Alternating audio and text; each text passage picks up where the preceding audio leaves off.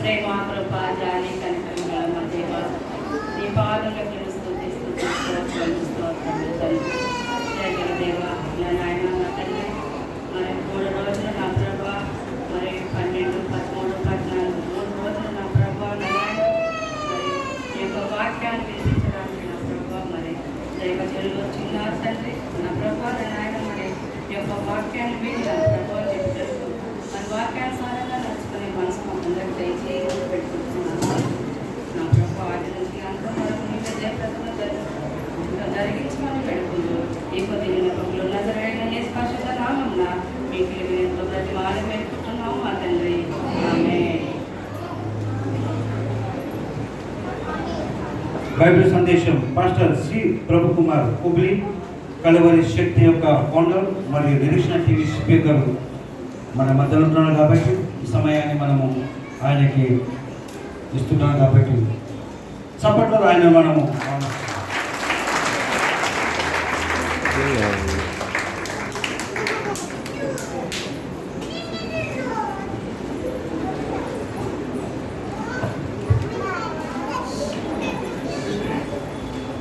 అలాగే దేవనామ స్తోత్రాలు. కూడి వచ్చిన విశ్వాసులకు, సంఘ పెద్దలకు, పాస్టర్ గారికి అందరికి కూడా యేసుక్రీస్తు నామములో వందనాలు చెల్లించుకుంటున్నాను. మన వాక్య ధ్యానం వింటాము. మార్కు సువార్త 16-15 ఒకసారి చదవండి త్వరగా.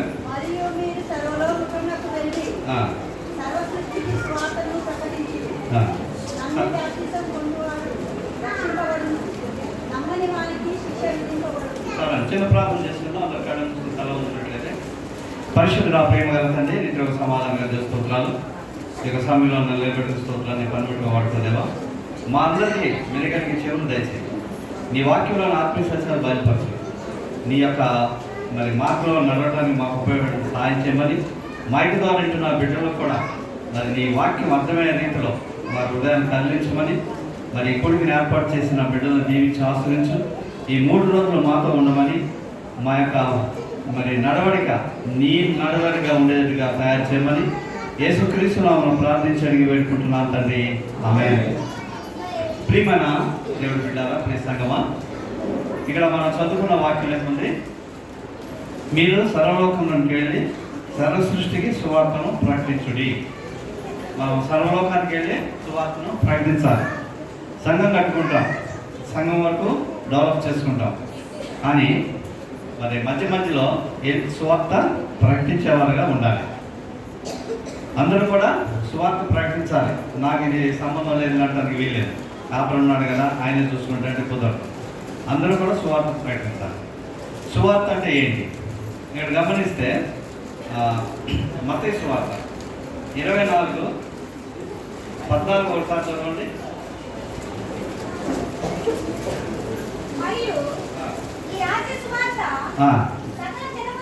సకల జన్ములకు సాక్షార్థమై లోకమంతటను ప్రకటింపబడును.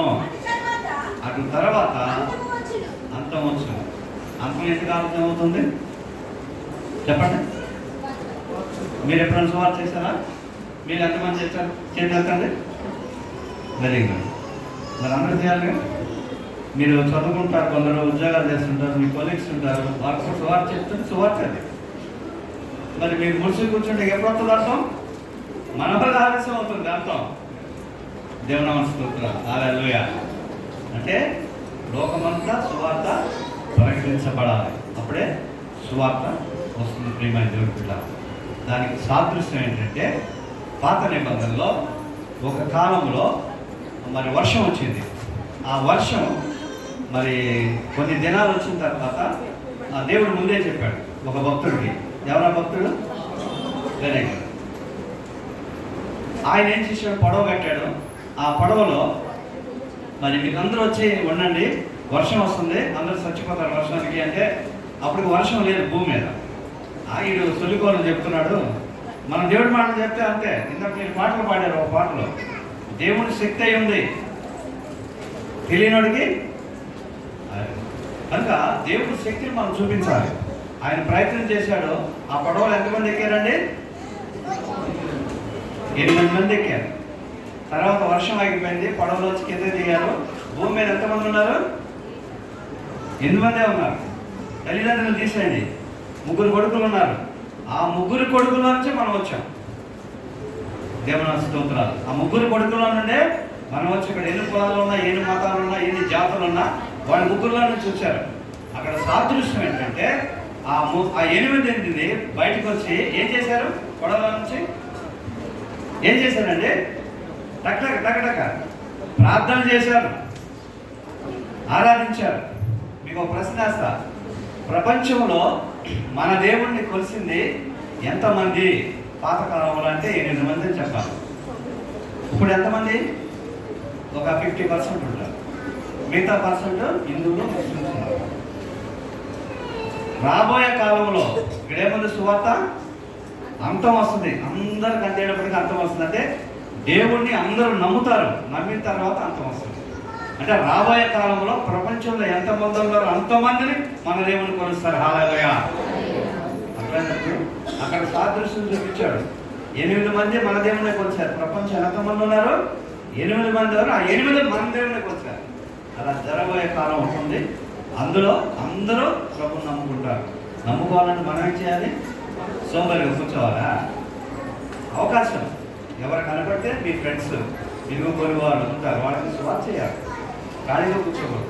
సువార్త అంటే ఏంటి సువార్త అంటే?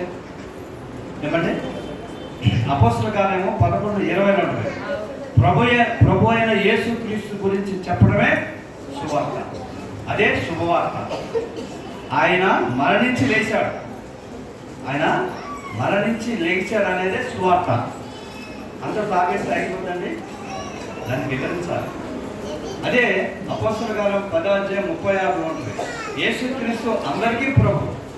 అక్కడ ఏం రాయమండి? అందరికీ. మరి ఇప్పుడు అందరికీ ప్రభు అన్నాడు యేసుక్రీస్తుడు. క్రైస్తవులకే ప్రభు అన్నాడు, మిగతా వాళ్ళకి ప్రభు కాలేదు. కారణం ఏంటంటే మనలో మైనస్ పెట్టుకుని ఇంకా రాకరాలేదు ఎంత కుదురుతుంది? ఏమండి? సువార్త అంటే ఏంటి? యేసు ప్రభు గురించి మనం చెప్పాలి, ఆయన ప్రేమ గురించి చెప్పాలి, ఆయన కరుణ గురించి చెప్పాలి, ఆయన ఏమేమి చేశాడో అది చెప్పాలి. యేసు ప్రభు సువార్త చనిపోయి లేచాడు సువార్త అని వెళ్ళిపోతే ఇంకా ఏముంది? ఆయన గొర్రెలకు ఎక్కువదా? ఎక్కడ? పౌలు గారు ఒకసారి ప్రసంగం చేస్తే ఆ మాటలు వెళ్ళి గుండెలో గుచ్చుకున్నాడు. గుండెల్లో గుచ్చుకోవాలి, అప్పుడు ప్రభు అయితే. అలాగే నేను చెప్పే మాట ఫస్ట్ పరిచయం అవుతారు.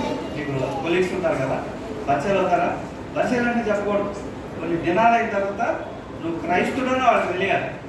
అప్పుడు దేవుడి మాటలో ఒక వాక్యం చెప్తా ఉంటే వాళ్ళ హృదయంలో గుచ్చుకుంటుంది. ఏదో ఒక వాక్యం గుచ్చుకుంటుంది. ఆ గుచ్చుకున్నప్పుడు ప్రభు నేర్పుతుంది. అలా చెప్పకపోతే తప్పేది మందే, అదే తప్పు మందే. అంటే అందుకే ఆలస్యం అవుతుంది. ఆలస్యం కాకుండా అంటే మనం ఏం చేయాలి? సువార్తని ప్రకటించేవారు ఉండాలి. ఇప్పుడు ఏమైందంటే ఇంకో మైనస్, సువార్త ప్రకటిస్తారు, ఆత్మలు చేస్తారు, దేవుడు కొందరికి వరాలు ఇస్తాడు. బైబిల్లో ఉందా? ఎక్కడ ఉంది? మొదటి పత్రికలో ఏముంది వరాలు? ఒకరికి పరిచయం చేసేవారు, ఒకరికి వాక్యం చెప్పేవారు ఉంది, ఇంకొకరికి ప్రార్థన చేసేవారు ఉంది, ఒకరికి మరి స్వస్థత వరం ఉంటుంది. ఇలా వరాలు ఇస్తాడు. ఇలా వరాలు ఇచ్చినప్పుడు ఆ వరాల్ని నువ్వు ఉపయోగించాలి. దేనికి ఉపయోగించాలి? సంఘానికి ఉపయోగించాలి. అంతేగాని నాకు వరాలు ఉన్నాయి, స్వస్థత వరం ఉంది, వాక్యం చెప్పే వరం ఉందని సంఘం కట్టడం కాదు. నాకు నువ్వు వచ్చి సంఘంలో డెవలప్ చేయాలి. పాస్టర్ ఉన్నాడు, ఆయన డ్యూటీ ఆయన చేస్తాడు. నువ్వు డ్యూటీ ఏం చేయాలి? సంఘాన్ని డెవలప్ అవ్వడానికి నీకేమి ఇచ్చాడు? పాటల వరం, కోరస్ ఉంది. కోరస్లో పురుషులు కూడా బాగానే పాడారు. మీకు ఆ తలంత ఉంది. యాక్చువల్గా లేడీసే బాగుంటుంది, పురుషులతో అంత క్వాలిటీ ఉండదు. కానీ మీకు క్వాలిటీ ఉంది. కానీ మీకు ఇది ఇచ్చారా? మేడం ఇచ్చారా? అందులో మీకు పేరు లేదు. ఉన్న పేరు లేదు. కానీ బాధపడకండి. బైబిల్లో ఇప్పుడు మనం చెప్పుకోని అవసరం నోమ భార్య పేరుందా? భార్యకి పేరు లేదు. ఆవిడ యొక్క విశ్వాసం, ఆవిడ యొక్క ప్రేమ, ఆవిడ యొక్క నమ్మకము, ఆవిడ యొక్క పట్టుదల కుటుంబాన్ని ఒక మార్గం నడిపించింది. హల్లెలూయా. 3 కోడలు ఎక్కడికి నుంచి వస్తారు? వింటానండి, అత్తగారు మాట వింటారా? నువ్వేంటే మాకు చెప్పేది, మాకు అన్నీ తెలుసులే. కానీ కోడల్ని కూతురాగా చూసింది, కోడలు అతని తల్లిలాగా చూశారు. అది రిలేషన్షిప్. ఆవిడకి పేరు లేకపోయినా ఈరోజు తలుచుకుంటున్నామా? అలాగే మీకు పేరు రాలేదని ఫీల్ అవ్వకండి. మీరు బాగా పాడారు, హల్లెలూయా. కనుక అందరికీ ఆయన దేవుడై ఉన్నాడు, ప్రియమైన దేవుడు ఉండాలి. కనుక మనం అందరం కూడా సువార్త ప్రకటించే వారుగా ఉండాలి. అపోస్తుల కార్యంలో 8వ అధ్యాయం 35వ వచనంలో ఒక మంత్రి నపుంసకుడు, ఆయన వెళ్తూ బైబిల్ చదివాడు, కానీ ఆయన అర్థం కాకపోతే అప్పుడు పరిశుద్ధాత్మ పౌలు గారికి ఫిలిప్పి ఉంటాడు, ఫిలిప్పి గారికి చెప్పేటప్పటికే వెళ్ళి ఆయనకి వెళ్ళి చెప్తాడు. ఆ వాక్యం ఏంటంటే యెషయా గ్రంథం 53:7 చదవండి ఒకసారి. అది చదువుతున్నాడు.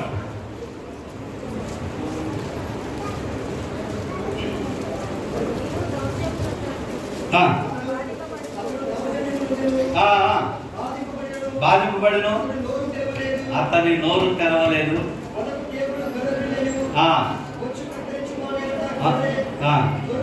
గొర్రెయు మౌనంగా ఉన్నట్లు, అతను నోరు తెరవలేదు, అన్యాయం తీర్పు నొందిన వాడే, అతడు కొనుక్కోబడెను, మొత్తబడను కదా. ఇది సిలువలో మరణమవుతాడు యేసు ప్రభు, అది ప్రవచించిన, అది చదువుతున్నాడండి. మనం ఏం సువార్త చేయాలి? మన పాపాల కోసం, మన రోగాల కోసం, మన బాధల కోసం తీసివేయటానికి ఆయన సిలువలో మరణించారు. ఎవరో మరణించలేదండి, దేవుడు ఒక్కడే. ఇప్పుడు చాలామంది దేవతలని చెప్తుంటారు. ఆ దేవత ఉన్నారా లేదా? ఉన్నారండి. దెయ్యాలు పోతాలేం కాదు, అదొక సబ్జెక్ట్. బైబిల్లోనే రాయబడి దేవతలు నీకు మొక్కుతారని ఉంది. మరి మనం వెళ్ళి దెయ్యాలు పోతారంటే కొట్టడం ఉతికేస్తాం. అందుకే వాక్యం ధ్యానం చేస్తే మనం ఎలా సువార్త చేయాలో మనకు తెలుస్తుంది. ఇక్కడ యెషయా గ్రంథం యేసు ప్రభు ఎలా శ్రమలు పొందుతున్నాడో దాన్ని వివరించడానికి ఆయన వెళ్ళాడు, సువార్త ప్రకటించాడు, వెంటనే బాప్టిస్ట్ ఇచ్చినట్టుగా రాయబడింది. హల్లెలూయా. చూసారండి, అలా నువ్వు ప్రభువులో ఎదిగితే పరిశుద్ధాత్మ వరం వస్తుంది. ఇప్పుడు మన బాప్టిస్ట్ సంఘం అంటే ఏంటి? రోదల నుంచి బయటకు వచ్చింది. తెలుసా చరిత్ర 1100లో 1500 సంవత్సరాల్లో రోదలను తీసుకొచ్చాడు.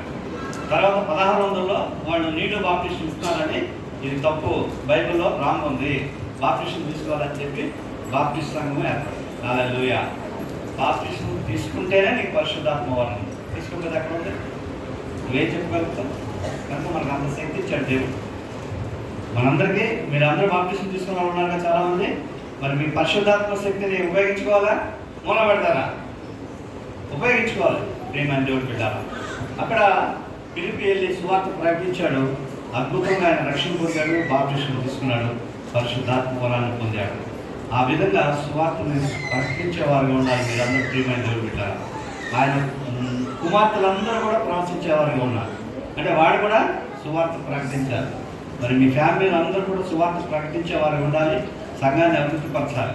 ఇప్పుడు మీరు ఎంతమంది ఉన్నారో తెలియదు, కానీ ఒక్కొక్కరు నెక్స్ట్ ఇయర్కి ఒక్కొక్క గొర్రెని తీసుకురావాలి సంఘానికి. హల్లెలూయా. అది పెట్టుకోండి మైండ్లో, అర్థమైందా? అంతేగాని సంఘాన్ని తీసుకెళ్ళిపోయి మన సంఘం కట్టకండి. ఇక్కడ బాస్టర్ వచ్చాడు, సువార్త చేయమన్నాడు, చేసేసి సంఘాన్ని కూడా కట్టేటట్టు కాదు మనం వచ్చింది. మనం ఏమొచ్చాం? సంఘాన్ని అభివృద్ధి పరచాలి. ఆ విధంగా మనం ముందుకు వెళ్ళేవారు మన ప్రియమైన దేవుడు బిడ్డలారా. అపోస్తలుల కార్యం 9వ వచనంలో పౌలు అనే వ్యక్తి రక్షించబడ్డాడు. వాడికి ఏం హ్యాబిట్స్ లేవండి, ఒకటే క్రైస్తవులు కొట్టి జైల్లో వేసేయడం, అది చంపేయడం, అది ఉంది ఆయనకి. ఆయన ఏం చేశాడంటే ఒక ఊరు వెళ్తున్నాడు, అక్కడ చంపడానికి క్రైస్తవులు. మధ్యదారిలో దేవుడు కనిపించాడు. అక్కడ ఏమన్నాడు? సౌలా సౌలా నన్ను హింసిస్తున్నావు అన్నాడు. ఆ ఒక్క మాటకు చేంజ్ అయిపోయాడు. హల్లెలూయా. అలా ప్రేమగా ప్రకటించాలండి సువార్త. అంతేగాని ఇష్టానుసారంగా సువార్త ప్రకటిస్తే అందరికీ హృదయంలో గుచ్చుకోదు. ముందు మనలో క్రియలు ఉండాలి. మన క్రియలు లేకుండా సువార్త ప్రకటిస్తే నేను నువ్వు కడుక్కో అంటాడు. దేవుడికి చూపించాలనుకో, భాష గారు మీకు 3 ఏళ్ళు ఉన్నా చూసుకో అని నన్ను కడుక్కోమంటావు. అలా కాదు ప్రియమైన దేవుడు కూడా. ముందు మనకు క్రియలు ఉండాలి. వాక్యం చెప్తున్నావా, నువ్వు కరెక్ట్గా ఉండాలి. ప్రభువులో ఎదిగితే వాడు నిలబడుతున్నాడు. ప్రియమైన దేవుడు కూడా ఇక్కడ అప్పుడు ఆలోచన వచ్చింది, ఏంటి ఎలా చెప్తున్నాడు, ఆయన హింసించడం ఏంటి, నేను యేసుప్రభు నన్ను కొట్టి చంపుతున్నా, జైల్లో పరిస్తున్నాను, నన్ను కొడుతున్నాడు అంటున్నాడంటే ఎంత గొప్ప వీనా, అబ్బా ఎంత ప్రేమమయుడు, ఇంత ప్రేమగా ఆయన వ్యక్తిని నేను హింసిస్తున్నానా అని చెప్పి ఆయన వెంటనే చేంజ్ అయ్యాడు. అక్కడ ఒక మాట ఉంటుంది అదే అధ్యాయంలో, ఇతన్ని నేను ఎన్నుకున్నాను, ఇతన్ని నేను ఏర్పరచుకున్నాను, దేనికి, అన్యుల మధ్యన ఇశ్రాయేలు మధ్యన, ఇంకేమన్నా అక్కడ ఎవరైనా ఉందా, గుర్తుందా,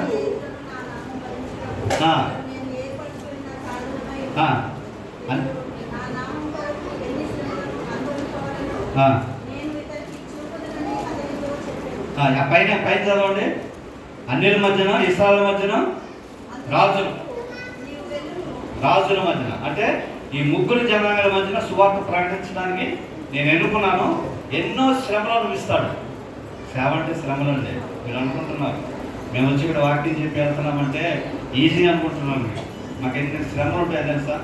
అబ్బా ఉన్నాడు వీడు పట్టలు చూస్తే ఇది సోంబేరే ఎంతానికే వచ్చాడు, మేమంతా కష్టపడుతున్నాము, మీకేం తెలుసు, ఎన్ని అవమానం భరిస్తున్నాం మీకేం తెలుసు, బైబిల్ బట్టికైతే వచ్చారండి అంటారు.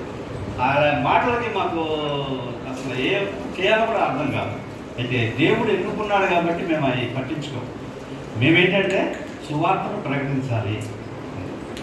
ఇప్పుడు నేను కుల మత భేదం లేకుండా సేవ చేస్తున్నాను. స్టార్టింగ్లో చేశాను, నాకు నచ్చబోయేదంటే నేను అడిగా దేవుణ్ణి, నేను కుల మత భేదాలు లేకుండా చేస్తాను, మరి ఏంటి దీనికి ఎలా కాదు, నువ్వు ముందు చేయి నేను ఇస్తాను.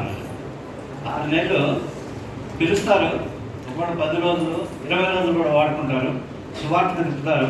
లాస్ట్ 3 రోజులు ఇలా మీటింగ్ తిప్పుతారు. అయిపోయిన తర్వాత 40 రూపాయలు 50 రూపాయలు ఇచ్చింది అంతే కాంక.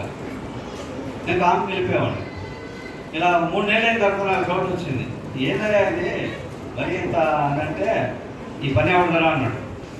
ఎవరిది పని, ఎవరిది పని, ఆయనది. కూలి ఎవరు వాలి, హల్లెలూయా, ఆయన వాళ్ళే, మీరు ఇచ్చేది కాక. అలా దేవుడు నన్ను తనిఖీ చేస్తూ ఒక రేంజ్కి తీసుకొచ్చాడు. అంటే కారణం ఏంటంటే మేము ఎన్నో శ్రమలు భరిస్తున్నాం, ప్లస్ నేను అన్నిర్మత్యం చేస్తానండి. మాకు గొడవలు కొట్టి జైలు వేస్తాను. ఈ మధ్య 6 పార్షలు కొట్టి జైలు వేస్తారు మా ఏరియాలో. ఇప్పుడు మేము ఒక నిర్ణయానికి వచ్చాం, కొన్నాళ్ళు సువార్త ప్రకటిద్దాం. మాది బీజేపీ ప్రభుత్వం, కొన్నాళ్ళు సువార్త ప్రకటిద్దాము ఈ ప్రభుత్వం అయ్యేంత వరకు ఒక డిసైడ్కి వచ్చాం. అయినా మేము మానేసామా? ఎందుకని ఆయన ఎన్నుకున్నాడు, ఏదో ఒక ఆలోచన ఇస్తాడు, ఆయన పోషిస్తుంటాడు మనుషులు. కనుక ఆయన సువార్తను ప్రకటించాలని ఒక నిర్ణయానికి వచ్చాడు పౌలు గారు. ఎన్నో శ్రమలు అనిపించాడు, ఎన్నో నిందలు అనిపించాడు. ఆయన భరించిన శ్రమలన్నీ కూడా ఆయన ఒక మాట అంటాడు అక్కడ కొరింథీ పత్రికలో 11:23లో, ఎన్ని శ్రమలు, ఎందుకే చెప్పండి, ఎన్ని శ్రమలు అనిపించాడు అక్కడ రాయబడి ఉంది. అందులో ఒక మాట అంటాడు, కపట సహోదరులతో నేను చాలా అవమానాలు పొందాను. ఎవరండి కపట సహోదరులు? త్వరగా చెప్పండి. కపట సహోదరులు మీకు ఐడియా వస్తుంది కదా. అంటే కపట అంటే మోసం చేసే సహోదరులు. ఎవరు? సంఘంలో సభ్యులే, ఆయనతో తిరిగినోడే, ఎవరో కాదు. అంటే సంఘంలో కూడా సరైన వాడు లేదని అర్థం. ఇష్టానుసారంగా ప్రవర్తించే బ్యాచ్ ఉండదు. ఇక్కడ గమనిస్తే ప్రియమైన దేవుడు బిడ్డారా, కొలసి 4:16లో దేమ ఎవరికి ఉంది? దేమ అక్కడ రాయబడి ఉంటుంది. ప్రియమైన దేవుడు బిడ్డారా,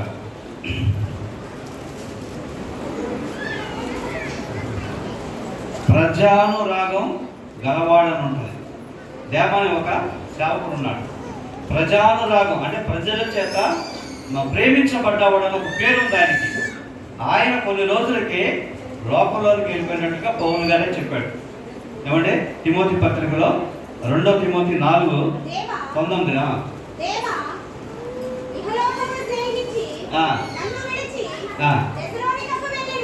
చాలమ్మా. ఇక్కడ గమనించండి, ఇహలోకానికి స్నేహించి వెళ్ళిపోయాడు అంటే తప్పెవరండి? వాడిదేనా? డబ్బులు రావట్లా. నేను చూసాను 6 నెలలు, 40-50 వేస్తుంటే ఇంకేముంటుంది కదా, వెళ్ళిపోవాలనిపిస్తుంది కదా. అలా వెళ్ళిపోయాడా? ఏ విధంగా వెళ్ళాడు మీరు ఎక్స్పెక్ట్ చేయండి త్వరగా. పౌలు గారు ఒక మాట అన్నాడు, ముందే చదివి వినిపించాను మీకు. కపట సహోదరులతో నేను శ్రమ అనుభవించాను అన్నాడు. అంటే సేవ చేస్తామని వస్తారు, దొంగ మాటలు మాట్లాడతారు, కులం పేరు చెప్పుకుంటారు, బంధువుల పేరు చెప్పుకుంటారు, హిందువుల పేరు చెప్పుకుంటారు, కాలశేష స్థితికి వెళ్ళిపోతారు. అక్కడ సంఘం కడతాను, ఇక్కడ సంఘం కడతాను అని అందరి దగ్గర సొంత ఆలోచన చేస్తాడు. వాడు ఏ క్లాస్ కార్డులో తిరుగుతాడు.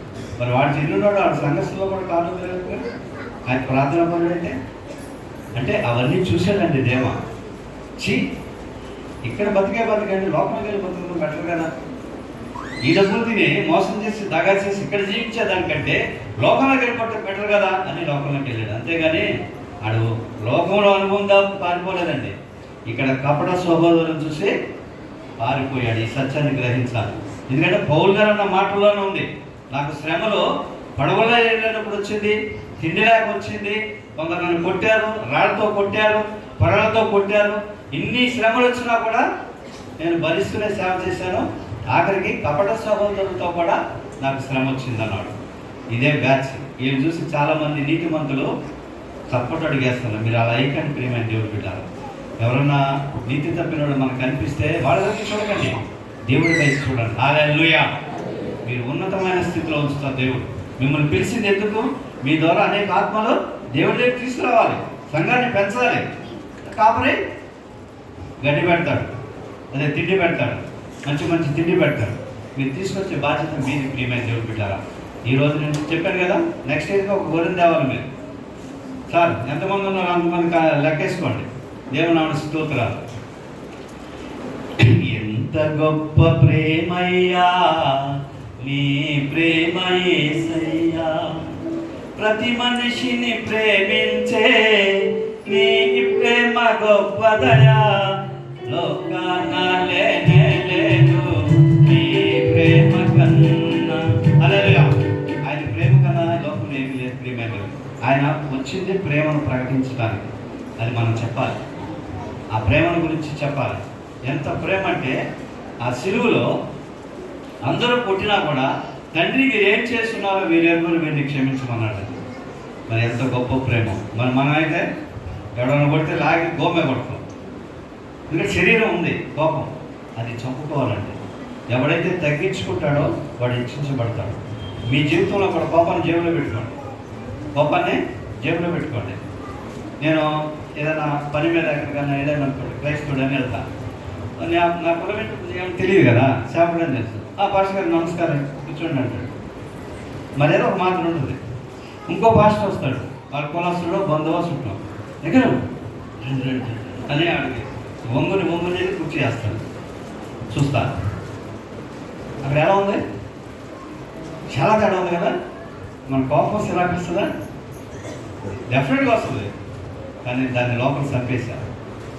చూస్తా వీళ్ళు నాకు పని చేయడు, నాకు పంపించడు కదా. అటు పని ఏంటంటే నాకు పని చేస్తుంది. నేను తెలుగు తక్కువ. ఇంతకుముందే నేను సినిమా యాక్టర్ని, సినిమాలోనే మాయా మర్మంతో తెలిసినోడిని. ప్రభు దగ్గరికి వచ్చిందంటే ఏం చేశాడు? బుర్ర తీసి వివేశ జ్ఞానం ఇచ్చాడు, అద్భుతమైన జ్ఞానం ఇచ్చాడు. ఎక్కడ ఎలా మాట్లాడాలో, ఎక్కడ తప్పించుకోవాలో, ఎవరికి ఏం సమాధానం చెప్పాలో అన్నీ ఇచ్చాడు. చూస్తా. అప్పుడు నేను ఎందుకున్నాను తెలుసా? అవి వచ్చి కూర్చునే వరకు ఉంటా. కూర్చునే వరకు ఉండి praise lord pastor I'm a TV speaker praise lord అని వెళ్ళిపోతా. అది సుమారు చేశానా? షాక్ అయి ఉంటాడా? అయ్యో టీవీ స్పీకరా? ఆ ప్రాంతంలో ఎవరు లేడు టీవీ స్పీకర్. హల్లెలూయా. ఎందుకని తగ్గింపు. అక్కడ నేను అవమానపడితే, ఇలాంటి అవమానాలు నా మైండ్లో ఉంటే నేను సేవ చేసేవాడినా? అలాగే మీ జీవితంలో కూడా అవమానాలు, నిందలు మరి లేనిపోయి వస్తాయి. లేనిపోయి కూడా వేసేస్తారు. ఏమి చేయవు, చేసేవని ఏలకి చూపిస్తారు.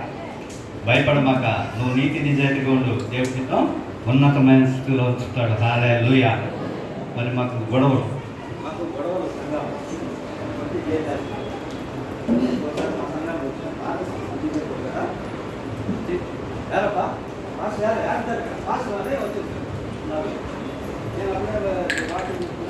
నమస్కారం అంటే తెలుగులో చెప్తా. ఎక్కడున్నారు మాస్టర్, ఎక్కడున్నారని వచ్చారు. నమస్కారం సార్, మాస్టర్ రాలేదు సార్, వస్తారు సార్. స్మార్ట్లో వచ్చింది, పెరిగింది. సంఘటనలో నలుగుంటున్నారు లోపల ఆనందంగా. ఎంత స్పీడ్గా చెప్పాడు అయ్యగారు. ఎందుకు బంద్ రాలేదా?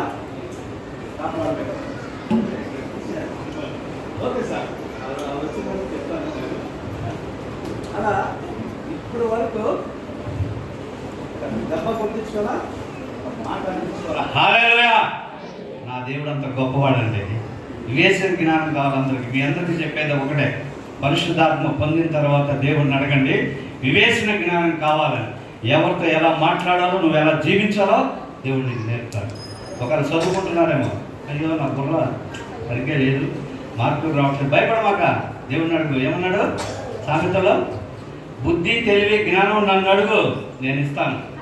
మీరు ఒకటే గుర్తుపెట్టుకోండి, ఎవడైతే తన బుర్రను ఉపయోగించుకోలేదో వాడు లేబర్, ఎవడైతే బుర్రను ఉపయోగించుకున్నాడో వాడు కింగ్. హల్లెలూయా. ఇప్పుడు మనం ఏ పని అన్నట్టు ఏం చెప్తారు మీరు? బైబిల్ ప్రకారం, లోకం కాదు, రాజులండి, యాజకులు. హల్లెలూయా. ఎక్కడుంది? త్వరగా చెప్పాలి, ఎక్కడుంది? పేతురు మీరు పాస్టర్ గారు చెప్తారు, మీరు పాస్టర్ గారు చెప్తారు. పేతురు పత్రిక ఉంటుంది. మనకి 2 పోస్టులు ఇచ్చాడు, రాజులండు, యాజకులు. ఆ రాజులు ఏం చేశారు? కత్తులు తీసుకెళ్ళి మనుషుల్ని నరికేశారు, యుద్ధం చేశారు. ఇప్పుడు మనం రాజులు ఏం చేయాలి? కత్తులు తీసి కొట్టారా? దేవుడిని వాక్యంతో సైతాన్ని కానీ కొట్టాలి, ప్రార్థన అనే బలంతో. ఇంకోటి అడగాల్సిన పని లేదు, 2 పనులు ఇచ్చాడు. హల్లెలూయా. కనుక సువార్త ప్రకటించేటప్పుడు మనము కింగ్ లాగా ఉండాలి. అంటే కుదరదు, అర్థమైందా? ప్రపంచంలో ఏ పోస్ట్లో ఉన్నా సరే పాస్టర్ దగ్గరికి వచ్చి తల దించుకుని ప్రార్థన చేయమంటాడు. కారణం, పరిశుద్ధాత్మ వరం ఉంది, వివేచన జ్ఞానం ఉంది. మనమే అయ్యారు మాకు ఈ పని కావాలంటే అది మన దగ్గర వచ్చి ప్రార్థన చేసుకుంటాడా? ప్రార్థన చేసుకోడు. మన అలా ఉంచాడు. ప్రియమైన దేవుడి బిడ్డ, సువార్త ప్రకటించేవాడి పాదాలు సుందరమైనవి. అర్థమైంది కదా? కనుక మనమందరం కూడా ప్రకటించేవారు ఉండాలి. రాజులమే. ఇప్పుడు మనం ఎవరు? రాజులం అని చెప్పాలి. హల్లెలూయా. మన సైతాన్తో వాక్యమైన ఖడ్గంతో యుద్ధం చేసేవాళ్ళమే. అప్పుడు అనేక ఆత్మలు మీ సన్నిధానికి వస్తాయి.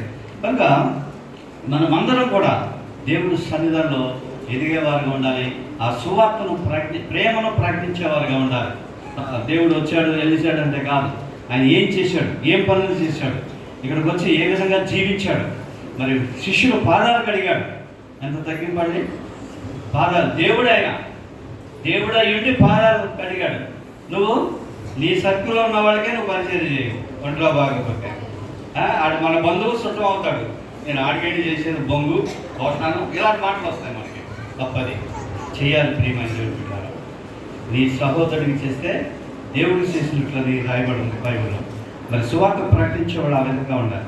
ఆదికాండం 12:3 ఏముందంటే, సమస్త వంశములు నీ యందు ఆశ్రయించబడునని అబ్రాహాముకు దేవుడు ఇచ్చేశాడు. అంటే అన్యులు కూడా ప్రభువుని నమ్ముకుంటారని అక్కడే ఇచ్చాడు. మనంతా క్రిస్టియన్స్ అని చెప్పుకుంటున్నాం. మన పూర్వీకులు కూడా జాతరలో సంబరాలు చేసిన బ్యాచే. జడ్జినక్కడ కళ్ళు తాగి అంతా చేసిన బ్యాచే. ఎవడో వచ్చి సువార్త చేస్తే, నాకు ఇంటి దేవత ఉంది, నాకు కుల దేవత ఉంది, ఆడేవాడు దేవుడు అన్న బ్యాచే. మన బ్యాచ్ ఒకప్పుడు ఆ ఇంగ్లీష్ వాడు దేవుడు ఆడు మాకు తెలుసులే, అక్కడెక్కడో పుట్టాడంట. నువ్వు మాకేంద్రో చెప్తావు, ఒక కొండ తాగి సిద్ధేస్తే మా దేవత నిలబడాలి. అది వచ్చి నిలబడుతుంది వీడి ముందు, వీడు తాగితే మైకంగా. అట్లాంటి బ్యాచ్కి ఆ కాలంలో మరి కష్టపడి సేవకులు సువార్త చేశారు. ఎంతో కష్టపడి సేవ చేశారు. మరి సువార్త ప్రకటించడానికి వచ్చిన ఆ కాలంలో ప్రకాశం జిల్లాలో ఎక్కువ మంది ప్రభువుని నమ్ముకుని సేవకులైనట్లుగా చరిత్ర ఉంది. మీరు ఎప్పుడైనా విన్నారా చరిత్రలో చాలామంది సేవకులయ్యారు. ప్రకాశం జిల్లాలో ఎక్కువ మంది ఆ మిషనరీ వచ్చినప్పుడు ప్రియమైన దేవుడు బిడ్డారా. కనుక ఎందుకంటే నిజమైన దేవుడిని తెలుసుకున్నారు. ఈయన ప్రేమను ప్రకటిస్తే అందరూ సంతోషంగా సమాధానంగా ఉంటాం. మరి ఏ విషయంలో కూడా కొద్దు ఉండదని తెలుసుకున్నారు. అలాంటి విషయాలు మనం తెలియవరసాలి ప్రియమైన దేవుడు బిడ్డ. అక్కడే దేవుడు చెప్పేశాడు, అన్ని జనాంగాలు కూడా నేను సువార్తను ప్రకటిస్తాను నీ ద్వారా అని ప్రియమైన దేవుడు బిడ్డ. అలాగే మార్కు సువార్త 1:15లో దేవుడి రాజ్యం సమీపించుతున్నది అని రాయబడింది. దేవుడి రాజ్యం అంటే ఏంటి? పరలోక రాజ్యమా? దేవుడి రాజ్యం అంటే ఏంటంటే అలాగే మరి ఇక్కడ చూస్తే ప్రియమైన దేవుడు బిడ్డారా,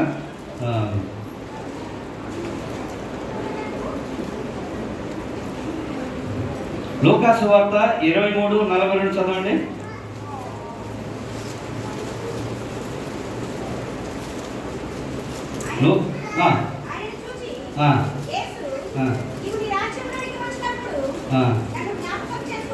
చాలు. ఇక్కడ దొంగ ఆయన మాటలు విన్నాడు. విని ఈయన నిజమైన దేవుడని, నీ రాజ్యం వచ్చినప్పుడు దాన్ని జ్ఞాపకం చేసుకోమన్నాడు. ఆ రాజ్యం ఏంటి? ఒకసారి తిరిగి చెప్తే సంఘం అండి. యేసు ప్రభు అక్కడ సువార్త ప్రకటించడం కొందరు అంటాడు, దేవుడు రాజ్యం వచ్చుడు మీలో కొందరు మరణించరు చూస్తారని చెప్పాడు సువార్త చేస్తున్నప్పుడు. ఆ చూసిన వాడు ఎవరంటే పేతురు, యోహాను కొందరు చూశారు. వాళ్ళే సంఘం కట్టింది. దేవుడు రాజ్యం అంటే ఏంటి?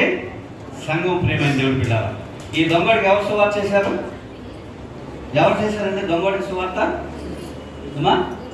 యేసు ప్రభు. ఇంకా దొంగడికి సువార్త ఎవరు చేశారు? అక్కడ సిలువలో రక్షణ పొందాడు కదా, ఎవరు చేశారు? ఆయన దెబ్బలు తింటానికి టైం అయిపోయింది. ఆయన సువార్త ఎట్లా ప్రకటిస్తాడు? ఎవరు చేయలేరా? మీరు 4 సువార్తలు చదవండి. ఒక సువార్తలో నేను చెప్పను, అన్ని నేను చెప్తే మీరు సోమవారం నిద్రపోతారు. మీరు చదవండి. ఆయన సిలువు దగ్గర 2 దొంగలు ఉన్నారు కదా. 2 దొంగలు దొంగతనాలు చేసిన డబ్బంతా ఎవరికి ఇచ్చుంటారు? వాళ్ళ ఫ్యామిలీకి, బంధువులకి, చుట్టాలకి ఇచ్చుంటారు కదా. అందులో ఒకడన్నా వచ్చాడా? ఒక్క ఎదవరాల తిన్నారు బాగా దగ్గర. దొంగ సొమ్ము అయితే మనకి వేస్తారు సిలువ అని ఎవడు రాలా.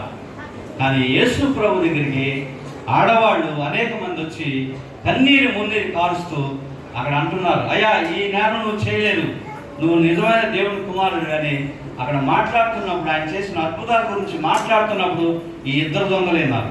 హల్లెలూయా. మీరు 4 సువార్తలు చదవండి. ఒక సువార్తలో ఉంటుంది అక్కడ రాయి, మిగతా సువార్తలో ఉండదు. కానీ ఒక సువార్తలో ఉంటుంది. వాడు మాట్లాడుకున్నాయి, వాడు విన్నాడు అనమాట. వాడు చెవిని పడేది. అప్పుడు ఒక దొంగ ఏమన్నాడంటే, ఆయన ఏంటొచ్చేమో నిన్ను నువ్వు రక్షించుకున్నాను, రక్షించాను. కానీ ఇంకో దొంగ ఏమన్నాడంటే, అయ్యా నీ రాజ్యం వచ్చినప్పుడు నన్ను జ్ఞాపకం చేసి. అంటే ఏ రాజ్యం అక్కడ? వాడి దగ్గర పరలోక రాజ్యం.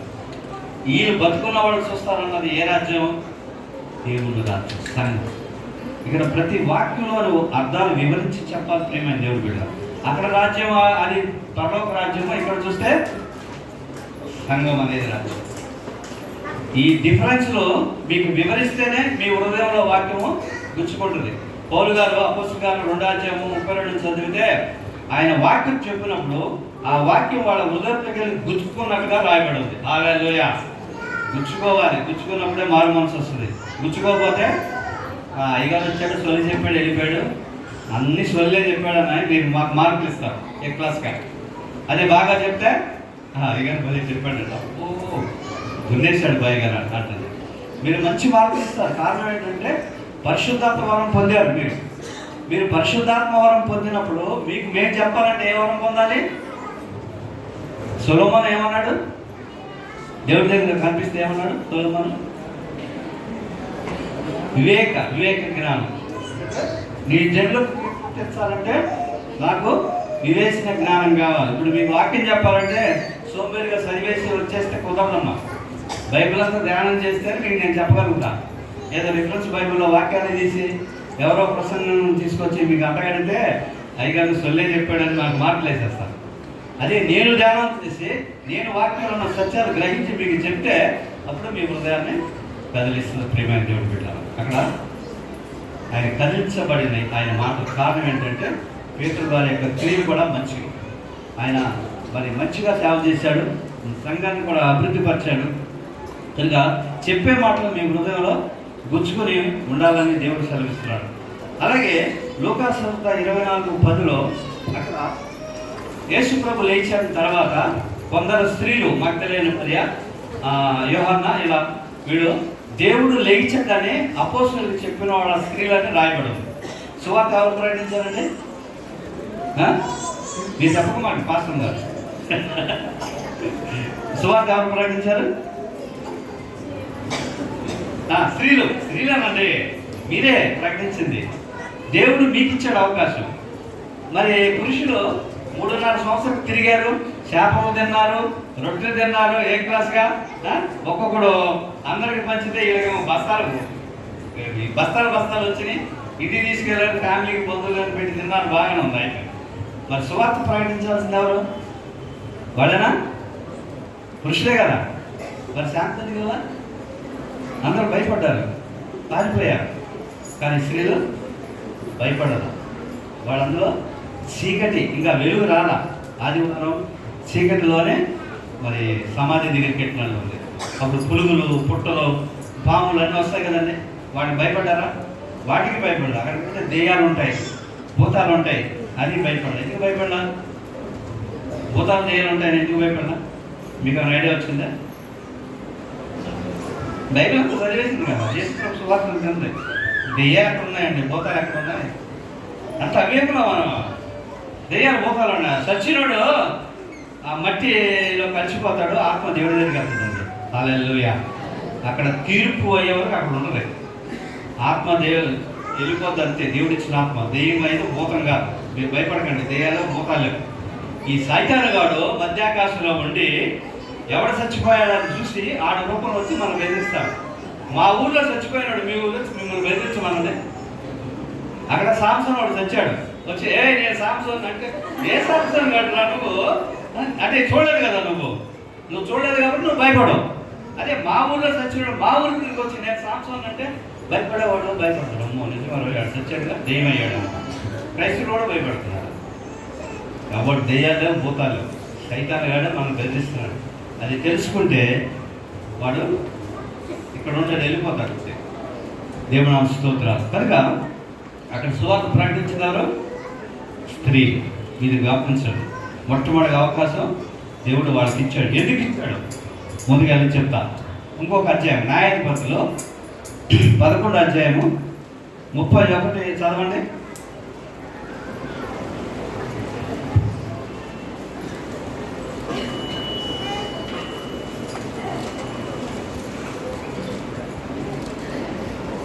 న్యాయాధిపతులు 11:31.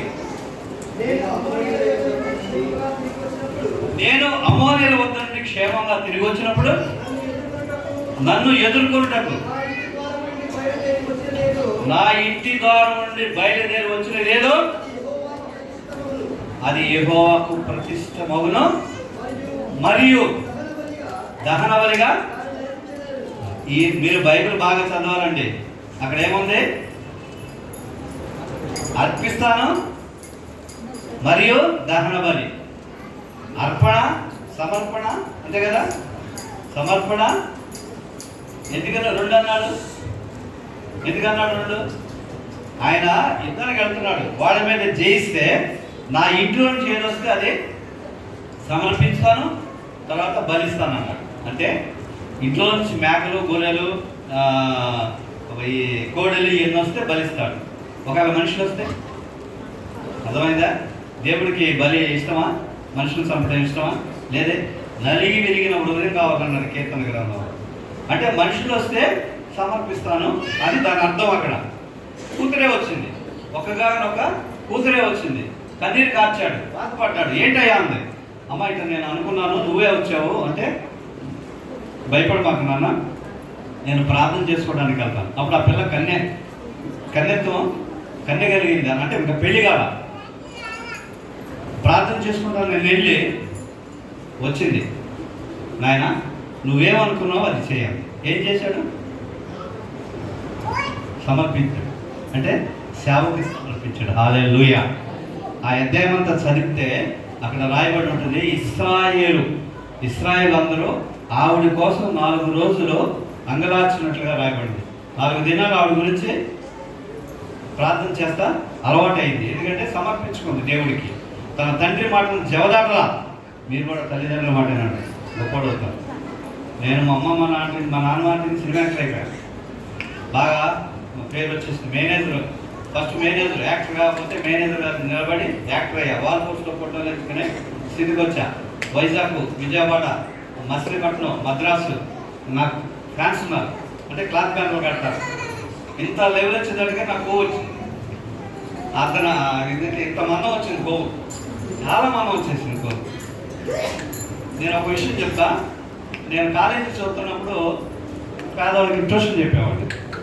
ట్యూషన్ చెప్తే ఎవరైనా చూసి ఎవరి బాబు అంటే ఏమనాలి, వీళ్ళ నానండి వీళ్ళ నానండి రాంబాబు, వీళ్ళ బాబు అండి అన్నాడా? అలా అంటారు.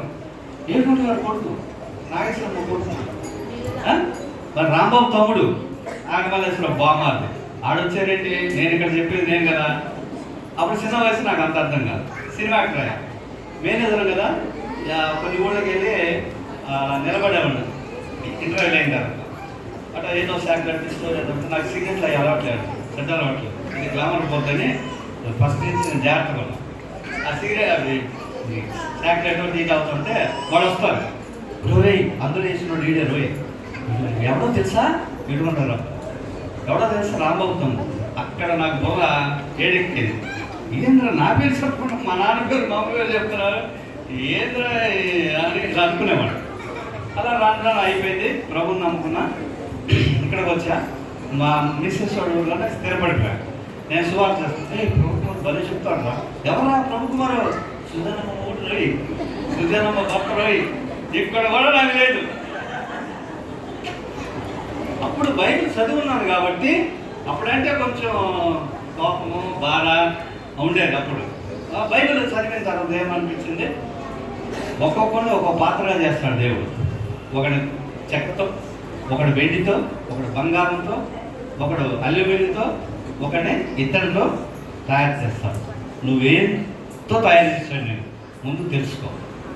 తెలుసుకుంటే ప్రభులో గొప్పగా ఎదుగుతాడు. నన్ను దేంతో చేశాడు తెలుసా? చెక్కతో చేశాడు. వచ్చాడా నామే కూర్చోవడం, వచ్చాడా నామే కూర్చున్నాడమే. అప్పుడు నాకు ఆనందం వేసింది. ఓహో నేను అందరికీ ఉపయోగపడతాను. హల్లెలూయా. చూసారండి, అప్పుడు బాధ అనిపించేది. ఏంద్రా ప్రభుకుమార్ నాన్న ప్రభుకుమార్ అన్నట్లేదు, ఎవడో నా పేరు ఎత్తట్లేదని ఫీల్ అయ్యేవాడు. బైబిల్ చదివినప్పుడు మనకు తెలిసిన సత్యం ఏంటి, మనల్ని దేంతో తయారు చేశాడు. ఒకవేళ నిన్ను బంగారంతో తయారు చేశాడా? బంగారం గిన్నె ఎట్లా ఉంటుంది, ఎవరన్నా ఈఎస్ట్ వాడు వస్తే దాన్ని తీసి భోజనం పెట్టి మళ్ళీ కడిగేసి షోరూంలో పెడతారు. అది అమ్మో దగ్గర బంగారం పెట్టుకుందో అంటే వాడు ఉపయోగపడ్డు, అమావాస్య పోవడానికి ఉపయోగపడతాడు. వేస్ట్ క్యాండిడేట్ గడాడు, పేరుకి బంగారమే, వేస్ట్ క్యాండిడేట్. అదే మట్టి కుండ మంచి మీద తాగుతారు, చల్లగా ఉంటాయి. చెక్క కూర్చుంటారు నీ మీద. అర్థమైందండి, నిన్ను తక్కువలో చేస్తే దేవుడు నిన్ను ఉన్నతమైన స్థితిలో ఉంచుతాడు. హల్లెలూయా. కనుక ఇక్కడ ఈ అమ్మాయిని ఘనంగా పొడవడం మొదలుపెట్టారు 3 రోజులు 4 రోజులు. కారణం ఏంటంటే తండ్రి మాట జవదాటల. దేవుడిని నమ్మింది, నా తండ్రి మాట నెరవేర్చాలని నెరవేర్చింది. ఇప్పుడు ఈ రోజంతా కూడా ఆవిడని కొనియాడతారు. ఎవరు? ఇశ్రాయేల్. అంతేనా? లేదు, ప్రపంచమంతా కొనియాడు. మీరు మీ గొడవ ఎప్పుడన్నా వెళ్ళారా? ఆ పల్లెటూరులోకి వెళ్ళారు ఎప్పుడన్నా? గౌరీ వ్రతం అని ఉయ్యాల పండుగ అని వస్తుంది, తెలుసా? ఉయ్యాల పండుగ గౌరీ అట్లదండి. ఇప్పుడు గర్భిణి ఉన్నవాడికి అట్లు వేస్తారు పెళ్ళైన తర్వాత. అవన్నీ తెలుసా మీకు? తెలియదు. ఈవిడ పేరు మీద అది పుట్టుకొచ్చింది. హల్లెలూయా. ఆ పండుగ ఈవిడ పేరు. అంటే యవ్వన కాలంలో ఆ పండుగ ఏంటంటే యవ్వనస్తులు పెళ్లి కాని వాళ్ళు ఆ రోజంతా ఉపవాసం ఉంటారు. ఎందుకుంటారంటే, అయ్యా నాకు బంగారం లాంటి మూడు రావాలి, ఇలాంటి వాడు ఉంటాడు, తాగు తిరిగిపోతాడొద్దు, నన్ను ప్రేమించేవాడు, నన్ను బాగా చూసినవాడు కావాలని కన్యకులందరూ, పెళ్లి కాని యవ్వన స్త్రీలందరూ ఆ రోజు ఉపవాసం ఉండి సాయంత్రం వరకు రోజంతా ఏమి తినకుండా మరి ఉపవాసం ఉంటారు. సాయంత్రం వెళ్ళి ఉయ్యాల ఊగొస్తారు. ఉయ్యాల ఊగడం ఏంటి? నా మొగుడు ఇలా ఊపుతాడు.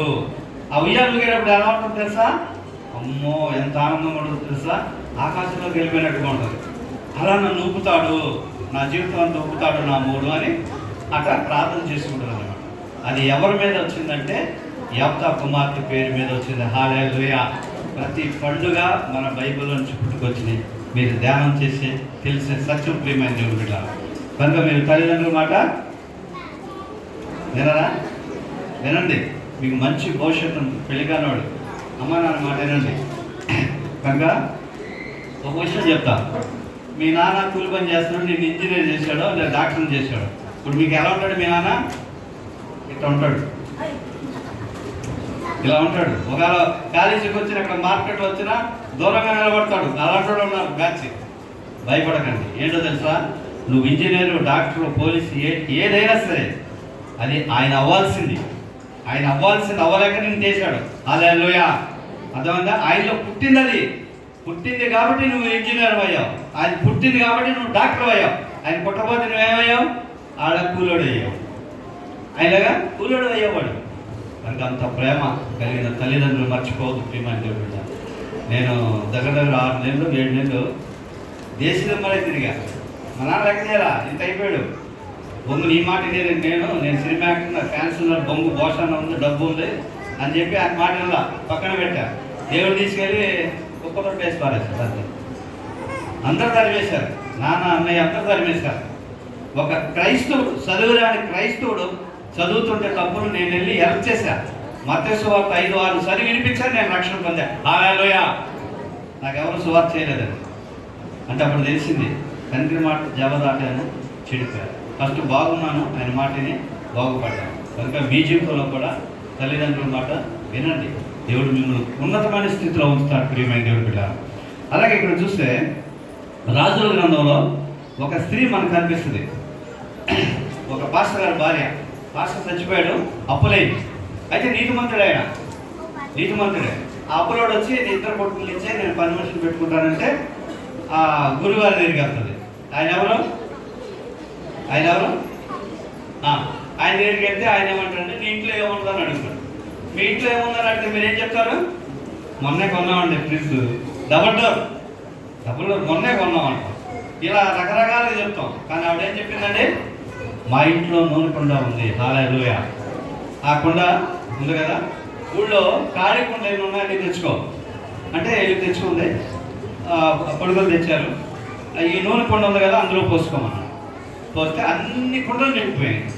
అన్ని కుండలు నిండిపోయినట్టు ఇంకేమైనా కుండలు ఉన్నాయి ఖాళీ అంటే ఏమీ లేవు. ఆ ఊళ్ళో ఏమి ఖాళీ కుండలు లేవు అని. అయితే ఆ నూనె తుమ్ముకొని అప్పు తీర్చేసి నువ్వు హ్యాపీగా పోతున్నాను. హల్లెలూయా. అది కథ, అంతేనా?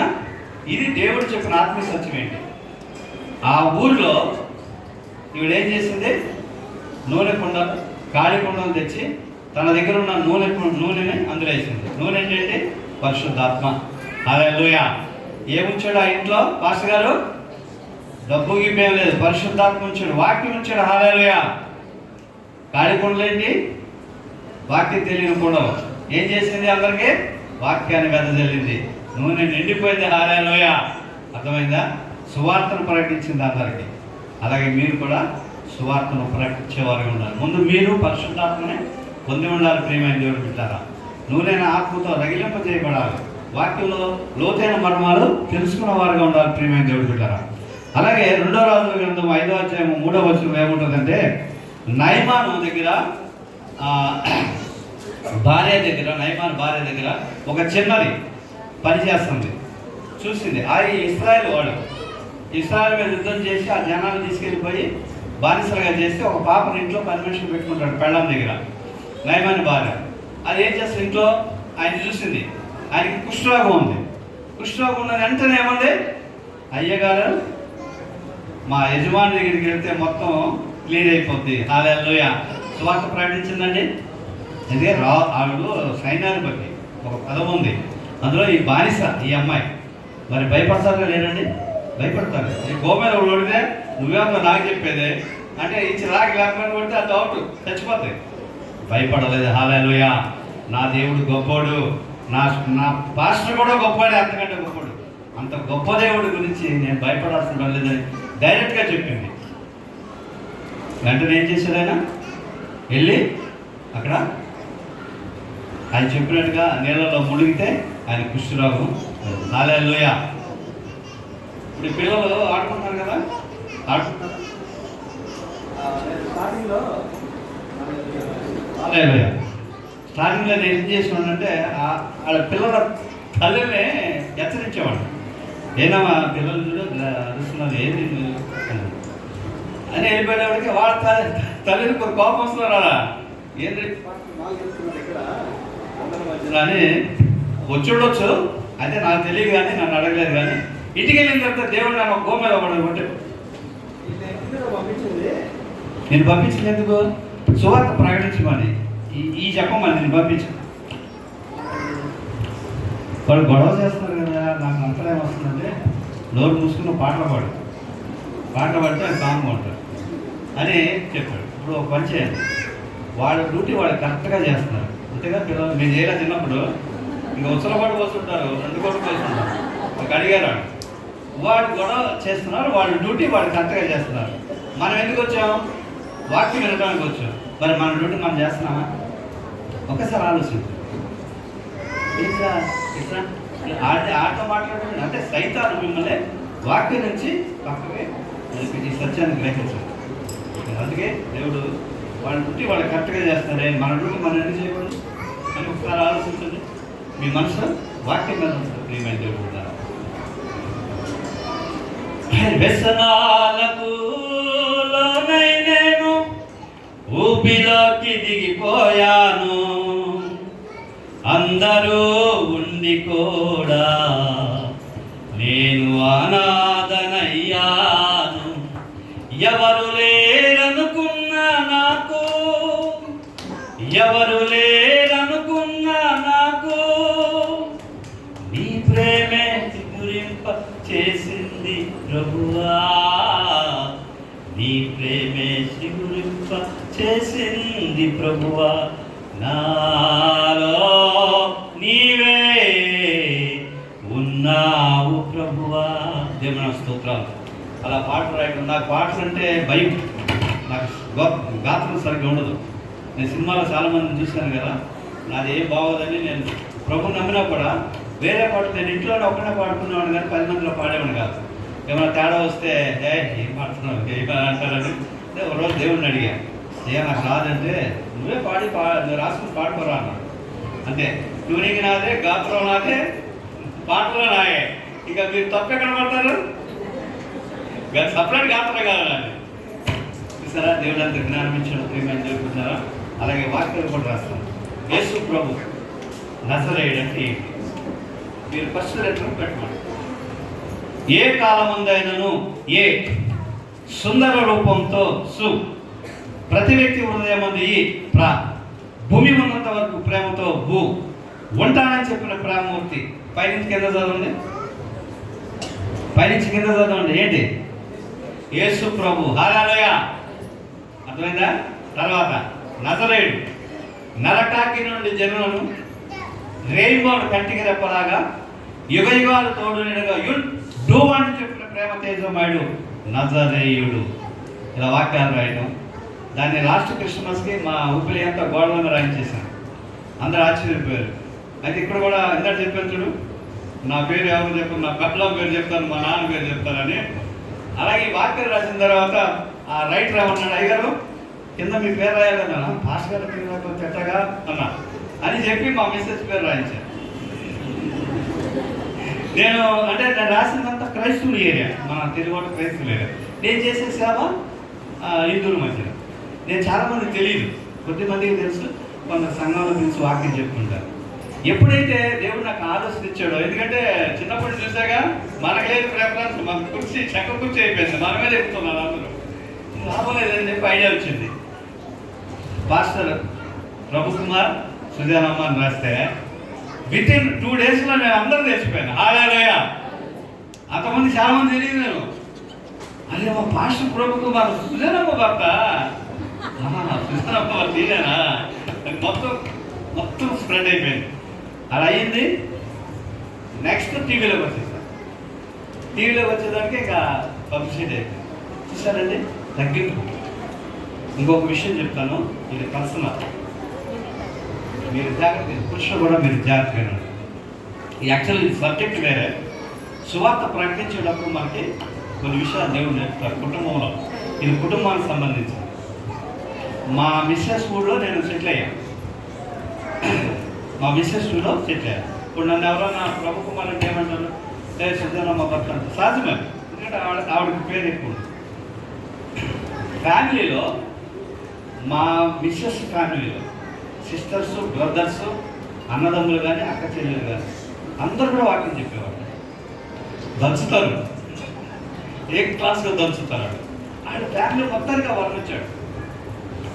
నేను మ్యారేజ్ అయిన తర్వాత హిందూ బ్యాక్ నుంచి వచ్చాను కదా, వాళ్ళ తమ్ముడు కానీ చెల్లెలు కానీ వాళ్ళ ఫోన్ చేసి దాని ఇంటికి వచ్చి మాట్లాడేటప్పుడు ఏంటి యొక్క ప్రభు కుమారు ఇంత బాగా వాక్యం ఎదిగినట్లేడే అంటే మా ఆవిడ ఏమనాలి, ఏ నేర్చుకుంటాను డెవలప్ అవుతాను అనరా, ఈ మధ్య కదా నేర్చుకుంటాడు అంత రాదులే అని అంటే అది అంటే మనకు ఎలా ఉంటుంది, సిరెత్తుంది. పురుషుడికి సిరెత్తుంది భార్యమా నాకు చెప్పలేదు. అదే తగ్గింపు. ఈరోజు ఈ స్థితిలో ఉన్న కారణం తగ్గింపు. దాన్ని నేను క్యాచ్ చేస్తాను. ఇంకో విషయం చెప్తా, నన్ను ఒకప్పుడు తక్కువగా నన్ను క్రియేట్ చేస్తే ఆ తక్కువ దాని గురించి సబ్జెక్ట్ తయారు చేశాను. వాడికెళ్ళి చెప్పాను, మతిపోయిందంటే. ఇక్కడ 3 years చూసాను నేను. వాళ్ళ ఇంటికి వచ్చినప్పుడు కానీ ఫోన్లో మాట్లాడినప్పుడు కానీ ప్రభు కుమార్కి అంత రాదు కదా, అంత రాదు. మళ్ళీ మిగతా విషయాలన్నీలో నేనే నెంబర్ 1 ఇంట్లో. నన్ను ప్రేమించడం కానీ అన్ని విషయాల్లో నేనే. నన్ను ముందు పెడుతుంది. లోకల్ అయినా కూడా నన్నే ముందు పెడుతుంది. ఎవరికి పరిచయం చేయాల, నేను పరిచయం చేయాలి. నీలో దమ్ముంటే దేవుడే నేను పిలుస్తాడు, నువ్వు చెప్పుకో, లేదా అన్నిలో వచ్చి సేవ చేసుకో. నీకు ఆ దేవుడు చూపించాడు, నువ్వు దున్నగలవు, దేవుడు నీకు అది ఇచ్చాడు. నేనేంటి తెలుసా, సపోజ్ సుందరం గారు ఉన్నాడు ఇక్కడ, ఈయనకి ఫోన్ చేస్తా. ఈయన బంధువో లేకపోతే తెలిసిన వాళ్ళైనా ఈయన క్యాస్ట్ అయినా ఎవడో ఉంటాడు కదా, రిచ్ మ్యానో లేదా రాజకీయ నాయకుడు, ఆడి పేరు చెప్తా ఫోన్ చేసి, సార్ పలానా ఆయన మీ దగ్గరికి వెళ్ళమన్నాడు. ఈయన ఏమనుకుంటాడంటే ఈయనేదో నాకు పని మీద వచ్చాడు, రా ఇంటికి పిలుస్తాడు, టిఫిన్ పెడతాడు, తీయిస్తాడు. ఆ టిఫిన్ పెట్టేటప్పుడు సువార్త చేసేస్తాను లోయ. అప్పుడు తెలిసింది నేను పాస్టర్ అని. నన్ను ఏం కొడతాడు, టిఫిన్ పెట్టినాడు, నేను చెప్పే మాటలు హృదయంలో గుచ్చుకుంటాయి అంతే. అలా నాకు దేవుడు ఇచ్చిన టాలెంట్. అలా మా మిస్సెస్ 3 సంవత్సరాలు అయింది, ఇదే మాట్లాడుతుంది. నన్ను అక్కడ హెచ్చించట్లా. వాళ్ళందరూ వాక్యం బాగా చెప్పేవాడు కదా. నేను మౌనంగా ఉండి 3 years అయిన తర్వాత ఆ సబ్జెక్ట్ రేపు చెప్తాను, సమరశ్రీ గురించి. నేను విన్నాను, సార్ విన్నాను, ఇందాము. తర్వాత ఇంకో సబ్జెక్ట్ అది చెప్తాను. 6వ అధ్యాయంలో ఆదికాండంలో దేవుడు కుమారుడు, నరుడు కుమారుడు వెళ్ళినాను. ఈ 2 సబ్జెక్టులు ఏనదే చెప్పి అది ఏంటని అడిగా. ఇదంతే. ఒకరోజు కూర్చోబెట్టా, ఈ బైబిల్ అన్నా, డిస్కషన్ చేశా, మతిపోయింది. హల్లెలూయా. అదే నేను కోపడితే నా బుర్ర ఏమైంది, టాలెంట్ రాదండి, చచ్చిపోదు. అందుకే కోపాన్ని జేబులో పెట్టుకోండి. ఎప్పుడైతే కోపాన్ని జేబులో పెట్టుకుంటారో మీ బుర్ర షార్ప్గా పనిచేస్తుంది.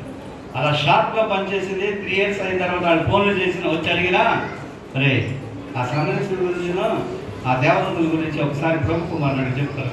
నువ్వు ఎప్పుడైనా చెప్పావా? అలా చెప్పావు, ఇలా చెప్పావు, కానీ అలా కాదు, వాక్య ప్రకారంగా చూడు. హల్లెలూయా. అంటే నా టాలెంట్ చూపించానా? ఎందుకంటే ఓర్చుకున్నా. అలాగే పురుషులారా, మీరు ఓర్చుకోవాలి. మీ పిల్లల్ని మీరు ప్రేమించాల్సి వచ్చేంతవరకు అంతే. మీరు ప్రేమిస్తే లోపడతారు, లేకపోతే లోపడరు.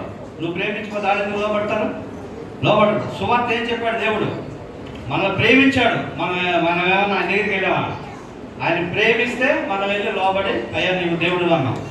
ఒకప్పుడు మన పూర్వీకులు జడ్జనగర్ జయించా అన్నారు, రారాబాబు అంటే లేదా వెళ్ళా. వాక్యం గుచ్చుకుంది, అయ్యో అనవసరంగా దేవుడు అన్నామని చెప్పి తగ్గించుకుని వెళ్ళారు. అందుకే పురుషులు భార్యను ప్రేమించాలి, భార్యలు పురుషుడికి లోబడాలి. సెకండ్ అది అర్థమైందా? గమనించండి. కనుక ఈ సువార్తలో దేవుడు మనకు అనేకమైన ఆత్మీయ సత్యాలు తెలియపరుస్తాడు. ఆయన ప్రేమను ప్రకటించాలి. ప్రేమను ప్రకటించాలంటే ముందు మన ప్రేమను ప్రకటించాలి. ఇప్పుడు మా ఆవిడ అట్లా అందని, ఏంటి బొమ్ములు వ్యవహారం, నీవు నేనా ఇట్లా అంటున్నావు, నేను చూసుకుంటాలే అని చెప్పేసి వెళ్ళిపోతే సంవత్సరం సంక్రాంతిగా ఇంకా నా సేవ కూడా అయిపోయింది. ఈడేం పాడుతున్నాడు, ఇక పెళ్ళాలు ఇప్పుడు వెళ్ళిపోయాడు, కథం అయిపోయింది. తగ్గించుకున్నా, ఆ వాక్యం ధ్యానం చేశా, ఏం చెప్పాలని తండ్రిని అడిగా, దేవుడు నాకు బయలుపరిచాడు. ఈరోజు సమరశ్రీ సబ్జెక్ట్ ఎవరంటే ప్రభు కుమార్ దాని పేరు సంపాదించారు. హల్లెలూయా. తల్లి పురిటి నొప్పులు మరచాను, తండ్రి బలాన్ని దోసేశాను, తల్లి పురిటి నొప్పులు మరచాను.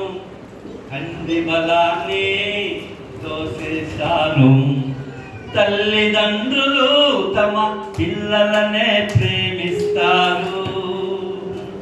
తల్లిదండ్రులు తమ పిల్లలనే ప్రేమిస్తారు. నీవు అందరినీ ప్రేమించే దేవుడవు, నీవు అందరినీ ప్రేమించే దేవుడవు. దేవా యేసయ్యా నాకు మరో జన్మనీయవా. జన్మనేది ఒక్కటే, మరో జన్మ లేదు. జన్మనేది ఒక్కటే, మరో జన్మ లేదు. అయినా నేను కోరుతున్నా. హల్లెలూయా. ఈ 3 శరణాలు, ఈ ఫస్ట్ శరణం నేను ఎక్స్పెక్ట్ చేయలేదు. 2 శరణాలు పాడితే సంఘ సాక్షులు నన్ను కొట్టాలి. సంఘంలో ఉన్న మైనస్లను ఎత్తి చూపించేశాను. అంటే వాడు చేసాడు వీడి చేసాడు అని రాయలా, నేనే చేశాను అన్నీ. నాకు మరో జన్మ. ఫస్ట్ శరణం ఏంటి? తల్లిదండ్రులు చూడన్న బ్యాచ్. అది అన్నిలు కూడా వాట్సాప్లోనూ ఫేస్బుక్లో వేసేసారు. వాళ్ళు పిలిపించుకుని ప్రార్థన చేసుకుంటున్నారంటే ఎంతవరకు వెళ్ళిందో ఒకసారి ఆలోచించాలి. తల్లి పుట్టినప్పుడు మర్చిపోయాం మనం, తండ్రి బలాన్ని దోసేసుకున్నాం. కానీ ఆయన ప్రేమించాం. వాళ్ళ వల్ల మనం ఈ లోకానికి వచ్చాం. వాళ్ళ లైఫ్ ఇచ్చారు చాలా మనకి. వాళ్ళ ఆస్తి ఐశ్వర్యాలు వాల్సిన పర్లేదు ప్రేమని దేవుడు బిడ్డరా. వాళ్ళు మనకి లైఫ్ ఇచ్చారు. దేవుడే చెప్పాడు, తల్లిదండ్రులు ఎవడైతే సన్మానం చేస్తాడో వాడు ఏ దేశంలో కాలు పెట్టినా గొప్పడవుతాడు. అది స్వార్థ అండి. స్వార్థ చెప్పాలి గట్టిగా. అందుకే తల్లిదండ్రులను ప్రేమించాలి. అదో సబ్జెక్ట్. సంఘంలో ఆపరేట్ చేస్తాడు తెలుసా. కొందరికి కొన్ని కార్యక్రమాలు చేస్తాడు, ఇంకో కార్యక్రమం చేయడు. ఆ ఇంట్లోనే ఎందుకు గొడవ వచ్చాడు, కాలుగా తక్కువ వచ్చుంటాడు, నేను రానంటాడు. ఇదేంటో అదొక తప్పు. తర్వాత స్త్రీలు, స్త్రీకి శిరసేవను పురుషుడేనా? కానీ కొన్ని సంఘాల్లో పురుషుడు తలెక్కుతారు స్త్రీలు. కొన్ని సంఘాలు చూశాను. ఇవన్నీ అబ్జర్వ్ చేసి నేను పాట రాసేసాను. తర్వాత నా సంఘం గొప్పది, నా సంఘం గొప్పది, నా సంఘం. ఆ మిగతా సంఘాలు గొప్పవి కదా. అన్ని సంఘాలు యేసు రక్తం చేత కట్టబడిన సంఘాలే. హల్లెలూయా. అదొకటి. తర్వాత కులాలు లేవు, మతాలు లేవు అని చెప్తాను. కానీ కులపించి పెడతా. నా సంఘంలో నా కులానికి సగం మందిని పెంచేస్తా. ఏమైనా గొడవ వస్తే నాకు సపోర్ట్. నేనేమైనా తప్పులు చేస్తే నాకు సపోర్ట్ చేస్తాను నా కుటుంబ బంధువులు. ఇవన్నీ ఎందుకు చూపించి పాట రాస్తే ఒక్క మైనస్ రాలేదు ప్రేమ దేవుడు. హల్లెలూయా. ఒక్క మైనస్, ఒక్క వ్యక్తి కూడా ఇది తప్పు అని రాయలేదు. సార్ మంచిగా రాశారు సార్, నేను ఈరోజు మారాను అన్నవాడు నాకు ఫోన్ చేశారు.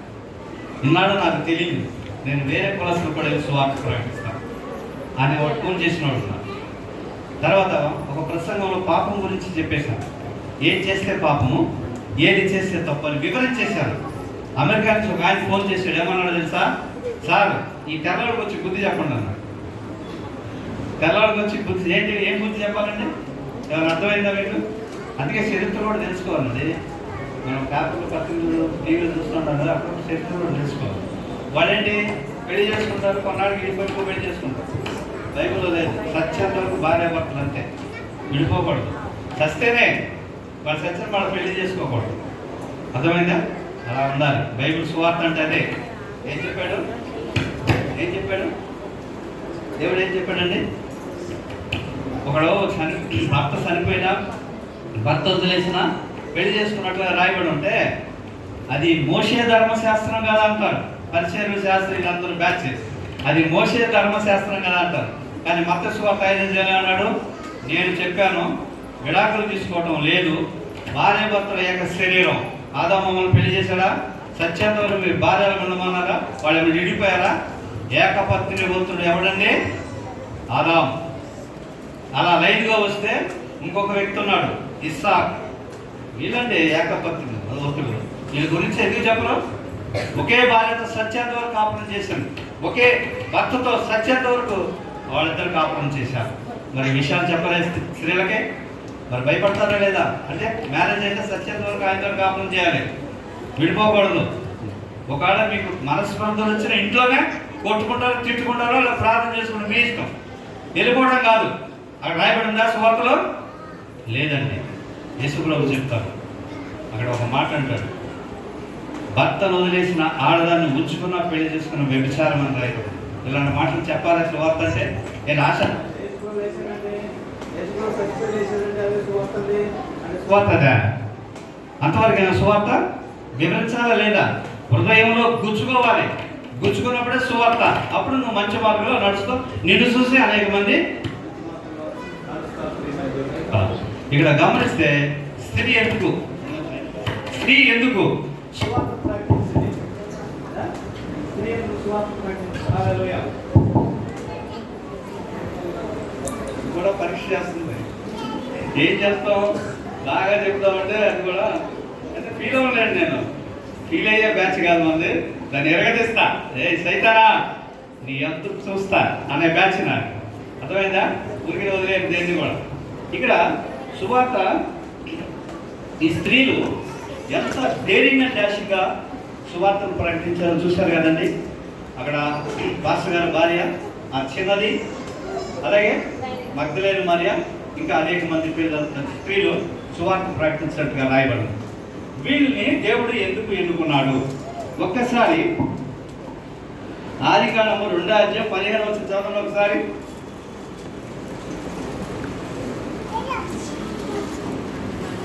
మీరు బాగా వాడుకుంటారు నన్ను.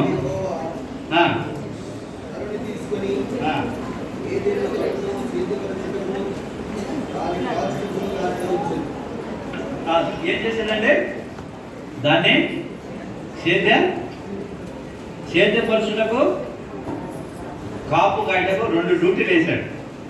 2 డ్యూటీలు వేసిన తర్వాత ఆయనకి పెళ్లి చేశాడు. పెళ్లి చేసినప్పుడు ఏమన్నాడండి? మీరిద్దరూ ఏక శరీరము, మీరు తల్లిదండ్రులు వదిలి మీరు అతుక్కుంటారు. సంకలు కొట్టుకుంటారు. ఆ గోడలో సంకలు కొట్టుకుంటుంది. నేను మా ఆయన తల్లిదండ్రులు వదిలేసి నన్ను అతుక్కుంటున్నాడు, ఇంక ఏ క్లాస్గా మనం యుద్ధం చేయొచ్చు, మా ఆయనతో ఏ క్లాస్గా బతికే వస్తాను. అది కాదు అక్కడ అర్థం. అర్థమైందా? తల్లిదండ్రులు వదిలి మీరు ఏక శరీరం అంటే అర్థం ఏంటంటే అప్పటి వరకు ఆవిడ వాళ్ళ తల్లిదండ్రుల ఇంట్లో ఉంది, వీడు తల్లిదండ్రుల ఇంట్లో ఉన్నాడు. ఇద్దరు కలిసి ఏం చేశాడు? ఒక కుటుంబ వ్యవస్థ చేశాడు. మనం ఆదామవలోంచి నేర్చుకోవాల్సింది అదే. ఈ కుటుంబ వ్యవస్థ చేసినప్పుడు నీకు పిల్లలు పుడతారు, నీకు ఒక కుటుంబం ఉంటుంది. తల్లిదండ్రులు వదలంటే వదిలేయడం కాదు అక్కడ అర్థం. ఇప్పుడు ఆ తండ్రి 2-3 కొడుకులు ఉంటారు. నీ దగ్గర ఎన్ని రోజులు ఉన్నాడు? ఒక 2 నెలలు 3 నెలలు ఉంటాడు. మళ్ళీ ఆయన అక్కడికి వెళ్ళిపోవాలా? అది దాని అర్థం. వదిలేయటం అంటే శాశ్వతకాలం వదిలేసేవాడు చాలా మంది ఉన్నారు. దేవుడు చెప్పాడుగా వదిలేయమని, రాశాడుగా, కాదు రాయటం అంటే. నీకు ఒక కుటుంబ వ్యవస్థను ఇచ్చాడు. ఆ కుటుంబ వ్యవస్థను డెవలప్ చేసుకుంటూ ఉండాలి నీ పిల్లల కోసం. యేసు ప్రభు దేవుడు 6 రోజులు అన్ని సృజించిన తర్వాతనే మనిషిని చేశాడు. హల్లెలూయా. ముందు మనిషిని చేశాడండి. ఎందుకని? ఇప్పుడు పెళ్ళైన తర్వాత ఆ భార్య భర్తను అడగండి. ఆ 3 రోజులు అయిపోయి 16వ రోజు పండగ అవుతుంది. అప్పుడు నాన్ వెజ్ ముక్కలు తింటారు. అక్కడి నుంచి ఆమె అడగండి 3 పిల్లల్ని, కొత్త భార్య భర్తల్ని, ఏంద్రా మీ లైఫ్ అంటే కొడుకు పుట్టాన్ని డాక్టర్ చేయాలి, అదే ప్లాన్ వేస్తాను. కూతురు పుట్టి రాయించాలి ప్లాన్ అంటాడు. ఇంకా పుట్టలేదు, టైర్ కాలేదు, ఏమి కాల అది ప్లాన్ వేస్తాడు. కారణం ఏంటంటే అక్కడ యేసు ప్రభు అలాగే ప్లాన్ వేశాడు. తన కుమారుని సృష్టించేటప్పుడు ఈ లోకంలో మనకి ఏం కావాలి అది సృష్టించాడా లేదా? చేశాడా? మనకి రోగాలు ఎందుకు వస్తున్నాయి? అన్ని కూరగాయలు తినాలి, అన్ని ఫ్రూట్స్ తినాలి, అన్ని మటన్లు తినాలి. హల్లెలూయా. తింటున్నావా? కాకరకాయ కూర పెడితే విసిరేస్తాడు. ఎవరు తింటాడు అది? ఆ విటమిన్ నీ ఒంట్లోకి వెళ్తే నీకు రోగం రాదు. అర్థమైందా? నువ్వు ఒకవేళ రోగం వచ్చిందంటే ట్యాబ్లెట్ వేసుకుంటున్నావు కదా, ఈ ట్యాబ్లెట్ ఎక్కడి నుంచి వస్తుంది? భూమిలో నుంచి మొలకెత్తిన చెట్టులో నుంచి ఈ ట్యాబ్లెట్లు వచ్చేది. అర్థమైందా? గమనించావా? అదే సువార్త ప్రేమైన దేవుడు బిడ్డరా. మీరు అనారోగ్యం గురి కావడానికి కారణం ఏంటంటే ఎక్కువ తినడం, కొన్ని వస్తువులు తినకపోవడం, నీకు నచ్చిందే తినడం పొద్దాకా. ఎందుకు రాదు రోగం? ఈజీగా వస్తుంది. కొన్ని విటమిన్స్ దొరకలేదు కదా, అన్ని తిను. ఏడ్చాడు వారానికి 2 రోజులు నాన్ వెజ్ తినమ్మా, 24 hours తినబాక. మాకు ఒక కుటుంబం ఉబ్బిలిలో మాకు బుధవారం ఆదివారంకి వస్తారు, 2 రోజులకు వస్తారు నాన్ వెజిటేరియన్. అక్కడ కొందరు ఆదివారం తెచ్చుకుంటే ఆదివారం, సోమవారం, మంగళవారం, మళ్ళీ బుధవారం తెచ్చుకుంటాడు. బుధవారం, గురువారం, శుక్రవారం, శనివారం ఉంటుంది. మళ్ళీ ఆ 24 hours తినేవాడు ఉన్నారు. ఆయనకి ఎందుకు రావండి? అర్థమైందా? దేవుడు ఒక ప్రణాళిక వేశాడు మనం బాగుండాలి. అలాగే భార్యాభర్తలు కలిసిన తర్వాత ఒక ప్రణాళిక వేసుకోవాలి. అవుట్ డెవలప్ అవుతుంది అన్నమాట. ఇలా ఐక్యత పరిచాడు దేవుడు. వాళ్ళు వదిలేమని కాదు, వీళ్ళు డెవలప్ చేసుకోవాలి కుటుంబాన్ని. ఆ కుటుంబాన్ని డెవలప్ చేసుకున్నప్పుడు వీళ్ళు ఆశ్రయించబడతారు. అలా భార్యను చేసుకున్న తర్వాత వీళ్ళు సాయంత్రం పూట అక్కడ గమనిస్తే 3:8 చల్లటి పూటన మరి ఆదామవ్వలు ఆ చోటు సంచరిస్తున్నట్టుగా రాయబడింది. ఈవినింగ్ పార్క్ వెళ్తారు కదా భార్యాభర్తలు, పిల్లలతో పిల్లలు ఉంటే పిల్లలు తింటారు. వీళ్ళు ఈవినింగ్ కంపల్సరీ వెళ్తారు భార్యాభర్తలు. ఎందుకని ఉల్లాసంగా ఉంటుంది, మాట్లాడుకోవటం, ఏమైనా సమస్యలు ఉంటే లేదా ఇంకా డెవలప్మెంట్ ఏముంది అవన్నీ కూడా అక్కడే మాట్లాడుకుంటే మంచి మైండ్ వస్తుంది అనమాట. మిగతా సమయంలో ఉండదు. అప్పుడు దేవుడు వస్తున్నట్టుగా రాయబడి ఉంది, అంటే వాళ్ళతో మాట్లాడుతున్నట్టుగా రాయబడి ఉంది కదా. ఒకసారి వచ్చి ఎక్కడున్న ఆదాం అంటే దాక్కుంటాడు, పండు తినేశారు. ఇక్కడ పండు తిన్నది ఎవరండి? అవ్వ. తర్వాత ఎవరు తప్పండి? ఎవరు తప్పు? అవ్వ. మీరండి? ఆదాము తప్పు. నిజంగా చెప్పింది ఆడదే తప్పు, అయ్యేదే. అది బుద్ధుండద్దు. రోజు సాయంత్రం పూట దేవుడు వస్తున్నాడు, మాట్లాడుకుంటున్నారు. ఈ లోకాన్ని ఎలా సృజించాను, నిన్ను ఎలా సృజించాను, నువ్వు ఎలా ఉండాలి అన్ని డిస్కషన్ జరుగుతూ ఉంటుంది కదా. దేవుడు ఏమైనా ఊరుకుంటాడా? తన స్వరూపంలో పుట్టాడు. సాతాను ఆల్రెడీ ఉంది. సాతాను ఉందరా, సర్పము జాగ్రత్త అని చెప్పాడా లేదా? చెప్పినప్పుడు వీడికి పని ఇచ్చాడా లేదా? 2 పనులు. వీడు పెళ్ళాన్ని ఇంట్లో పెట్టి ఏదో ప్రేమ, నా పెళ్ళం ఎక్కడ కష్టపడిపోద్దో అని సుఖపెట్టాలని కొందరు భర్తలు ఏం చేస్తారు? పని చేయనివ్వరు. అది ప్రేమ. అలా ప్రేమను చూపించి ఎక్కడ తీసుకెళ్ళాడు? ఇంట్లో పెట్టి వీడు పనికి వెళ్ళాడు. ఇక్కడ సైతాన్ ఉంది, సర్పం ఉంది అన్న ఇంగిత జ్ఞానం ఉండాలా లేదా? అది వస్తుంది, మోసం చేస్తుంది అని చెప్పి భార్యను తీసుకెళ్ళి, ఎంత ప్రేమ ఉంది, పని చేయవద్దు, ఆ గట్టి మీద కూర్చోబెట్టి నువ్వు పని చేయి.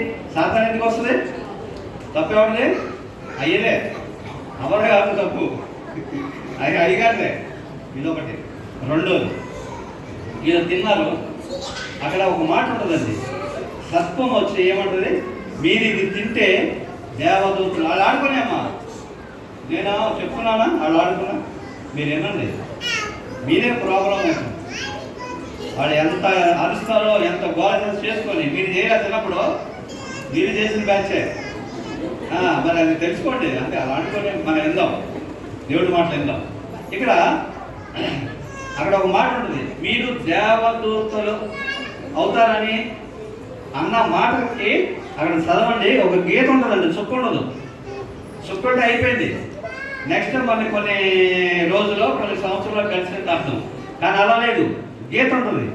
గీత అయిన వెంటనే ఆవిడ పండు తింటా ఉంది. భర్త వచ్చాడు, ఆయన కూడా ఇచ్చింది, తినేశాడు. ఇది ఏం పండు ఏంటని అడగల, ప్రేమ కదా పెళ్ళమంటే. కొత్తగా పెళ్ళింది, ఇస్తుందిలే ఏదో అని అనుకుంది. ఇది ఆ పండు ఈ పండు అని అడగా కదా. దేవుడు ఏం చెప్పాడు తెలుసా? నువ్వు ఈ పండు తింటే తినే సస్తావన్నాడు. సస్తావన్నప్పుడు పెళ్ళానికి ఏం చెప్పాడు? అల్పఘటన అని తెలుసు కదా. దేవుడు చెప్తున్నాడు కదా సువార్త, ఇది అల్పఘటము, ఈజీగా పడిపోద్ది, ఎవరు వచ్చినా చెప్పుడు మాటకు పడిపోద్ది అని చెప్పి ఇంకొక మాట పోస్ట్ చేశాడు. ఇది ముట్టుకున్నా తిన్న సస్తావు, జాగ్రత్త అన్నాడు. అంటే ముట్టుకుంటేనే చచ్చిపోతా ఉన్నాడు. దేవుడు ఏం చెప్పాడు? ఈయనకి తింటే సస్తావు అన్నాడు, ముట్టుకుంటే సాము.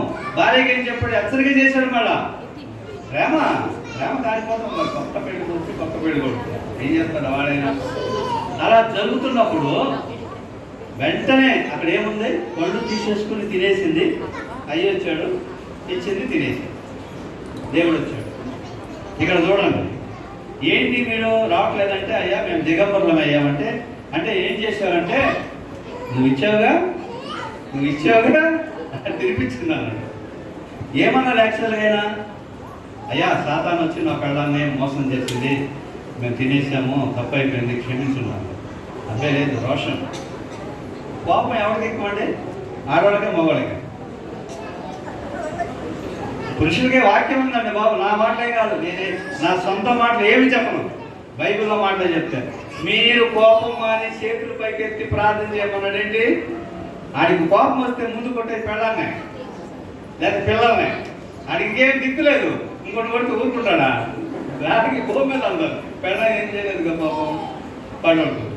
ఇది ఆసనాలు చేసుకుని ఓకే కొడుతూ ఉంటారు అన్నమాట. అందుకే దేవుడు ఏం చెప్పాడంటే, నువ్వు కోపం మాని చేతులు ఎత్తి, చేతులు పైకి ఎత్తి ఏం కొడతాడండి అంటే ఏం చేశాడు? అయ్యా నువ్వు ఇచ్చావుగా అదే నాకు చెడగొట్టిందన్నమాట. ఇక్కడ గమనించండి, ఆ స్త్రీని అడిగారు, ఏమందండి? ఉందమ్మా, ఏమంది? సర్పము నన్ను మోసం చేసేది. ఇక్కడ గమనించండి,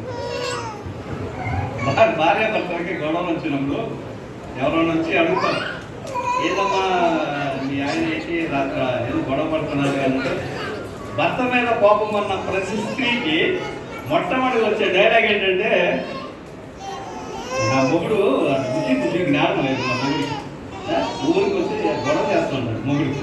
మొగుడు అంటే కోపం ఉన్నట్టు. అదే నా భర్తకి అంత కోపం లేదు భర్త అంటుంది. అంటే కోపం లేనప్పుడు భర్త అంటుంది, కోపం వచ్చినట్టు మొగుడు అంటుంది. అర్థమైందా? ఇప్పుడు అవ్వమ్మకి కోపం రావాలా లేదా? ఇది చేసింది అన్నాడు, ఆవిడ చేసిందా?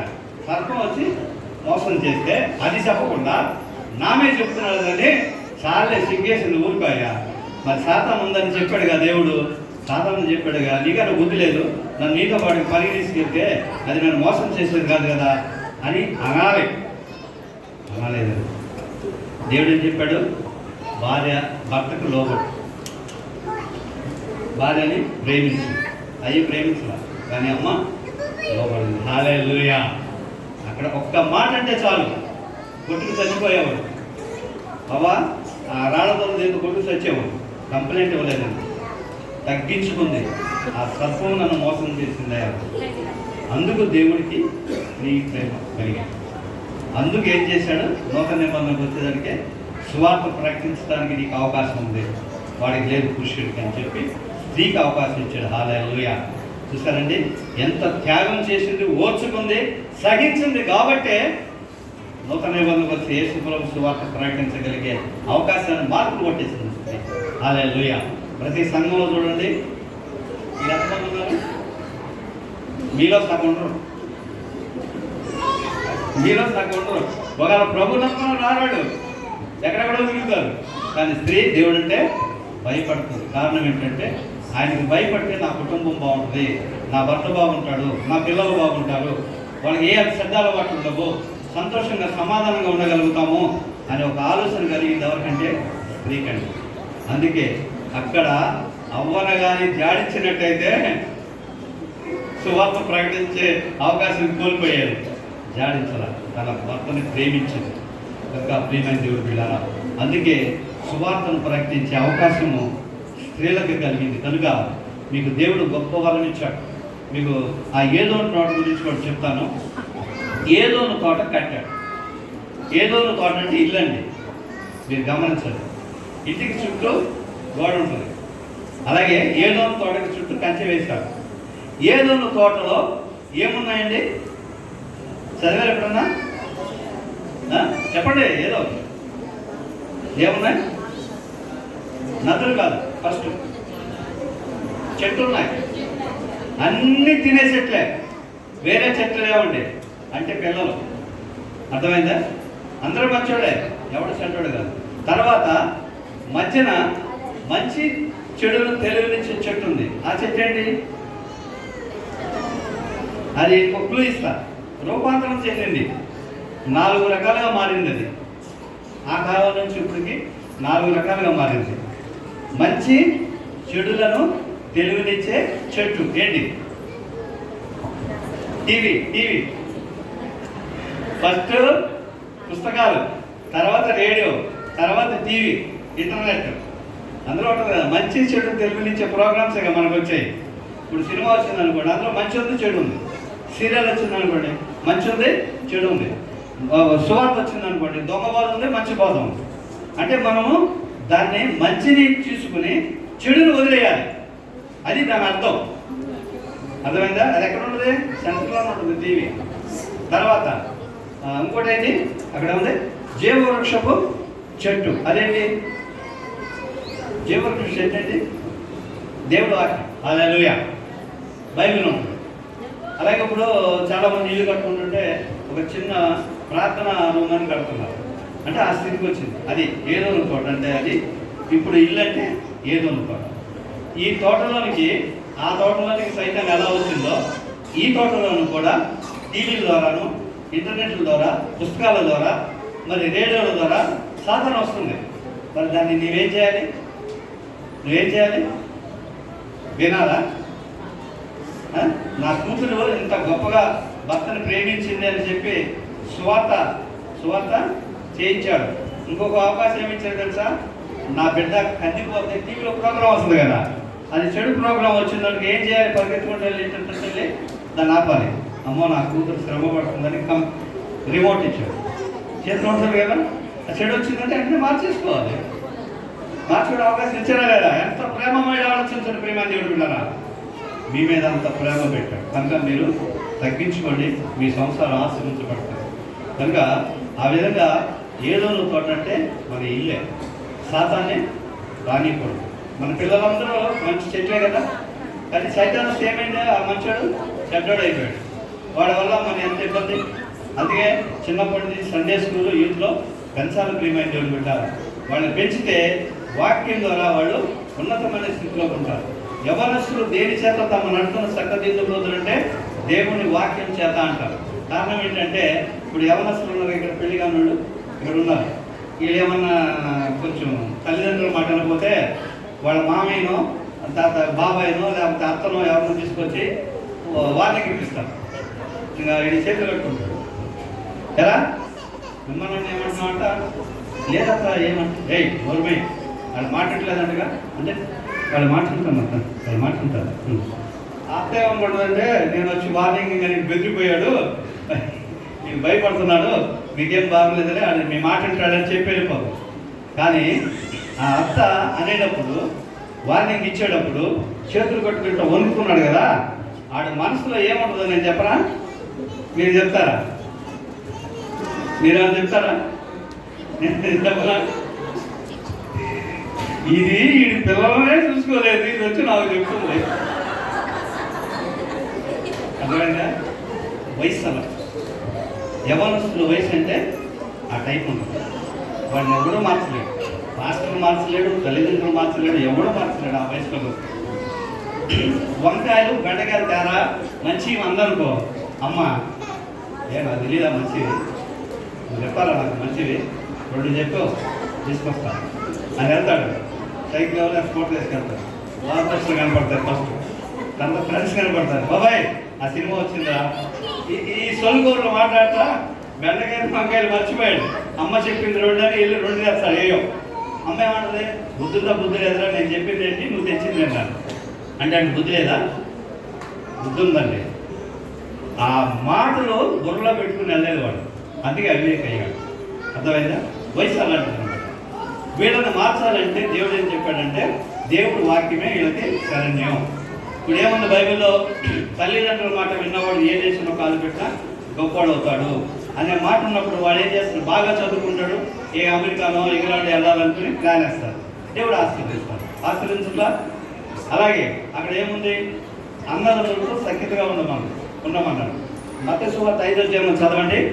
రక్తసొత్తుని చెప్తారండి, రక్తసొత్తుని తిట్టిన ద్రోహి అన్న పాపం అని ఉంది. మరి నీ అన్నదమ్ములతో గొడవపడతావా? చూడండి, నీ అక్క చెల్లెలతో గొడవపడతావు.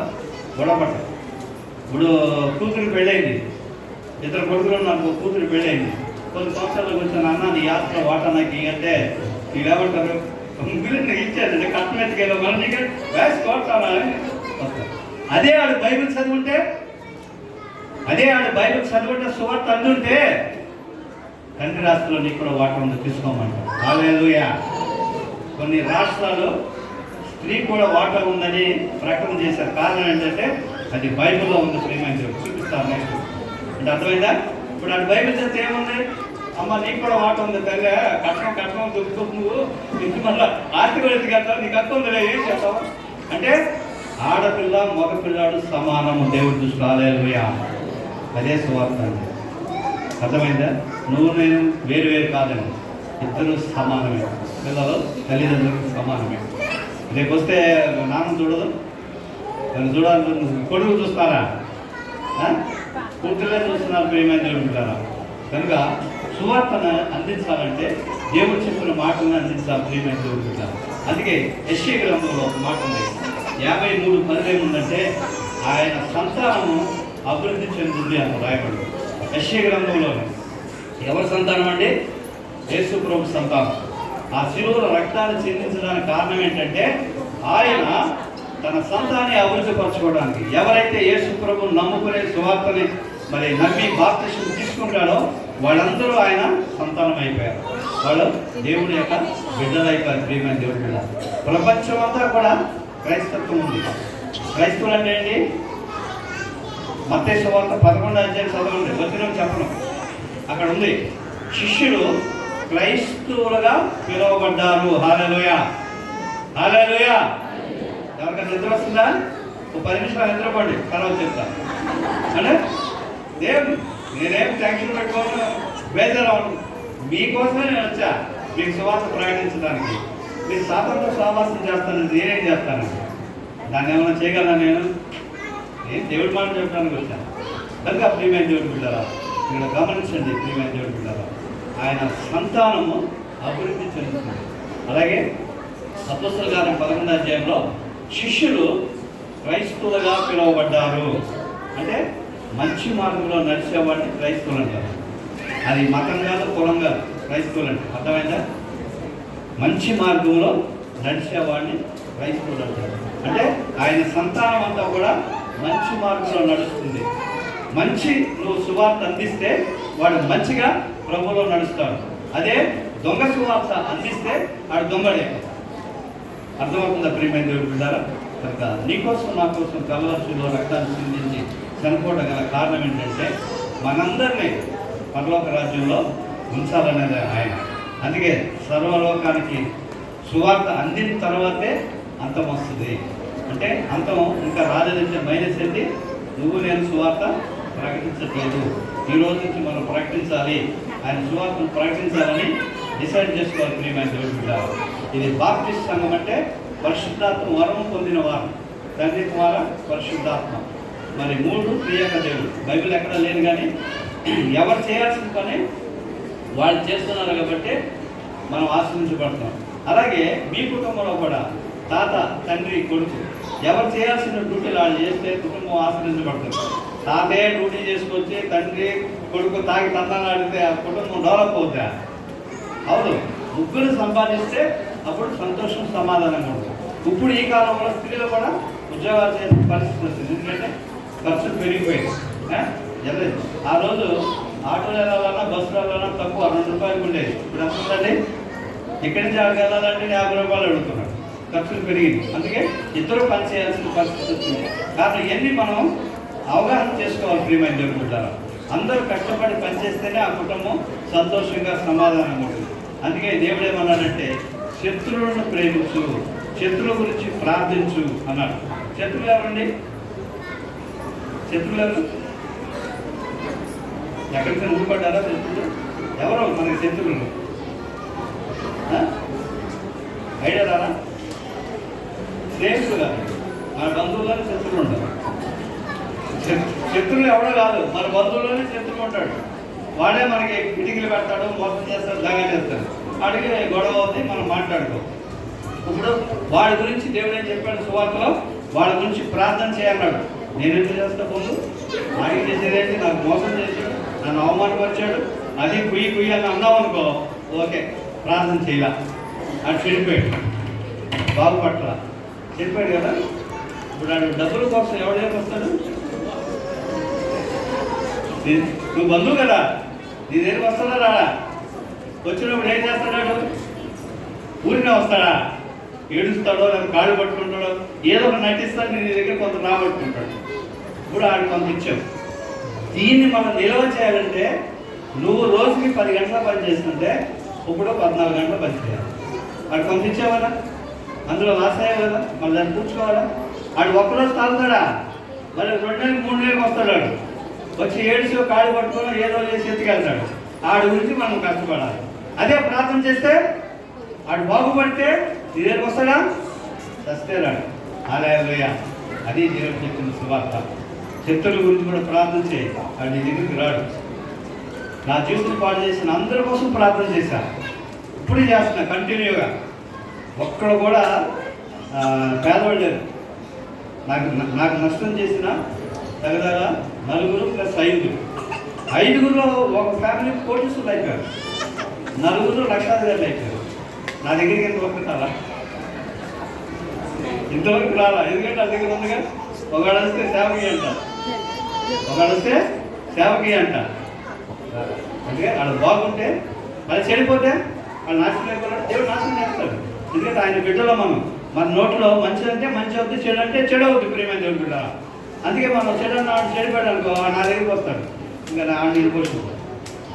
ఆ 5 ఫ్యామిలీ నేను పోషించాల్సి వస్తుంది. ఎందుకంటే పాస్తాను కదా, అడుగు నేనైనా పోషించాలి. ఇంకా దేవుడు చెప్పాడు కదా, నేను శత్రువు గురించి ప్రార్థన చేయమంటే చేయలేదు కదా అంటే తిరిగి మనకే అనుకుంటుంది. అదే దేవుడు చెప్పిన సువార్త కరెక్ట్గా పాటిస్తే మనం ఏలాంటి సైతాన్ని మనల్ని ఏం చేయలేదు. హల్లెలూయా. కనుక దేవుడు వాక్యంలో ఎదగండి. ఎంతమంది బైబిల్ ఒక్కసారి చదివారు? చేతులుతుంది. ఆదికాండం నుంచి ప్రకటన గ్రంథం వరకు ఒక్కసారి. ఓకే, మీ వయసును బట్టి 4 సార్లు చదవాలి. ఒకసారి అది కుదరదు. ఎందుకంటే బైబిల్ ధ్యానం చేస్తేనే మనం కరెక్ట్గా సువార్త వినగలుగుతాం, సువార్తను కూడా ఇంకోటికి చెప్పగలుగుతాం. ఇప్పుడు నేను చెప్పిన ప్రతి మాట తప్ప కరెక్టా నేను వెళ్ళేదాకా మీరు డిస్కషన్ చేసుకోవాలి.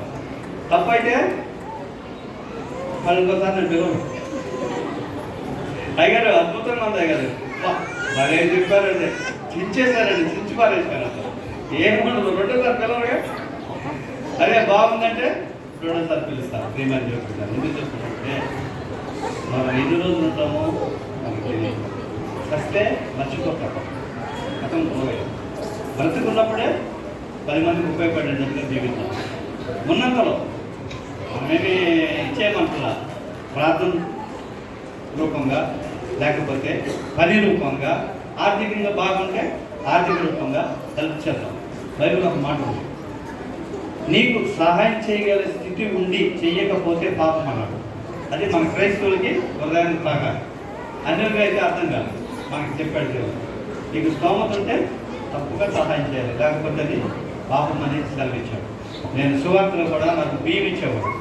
ఈ బియ్యం తీసుకుని ఒక 10 కిలోమీటర్లు నడవాలంటే 5 కేజీలు 6 కేజీలు ఇస్తారు. అది నడవాలని ఇబ్బంది. పల్లెటూరులో డబ్బులు ఉండవు, తక్కువ, ఛార్జీకి సరిపోయి.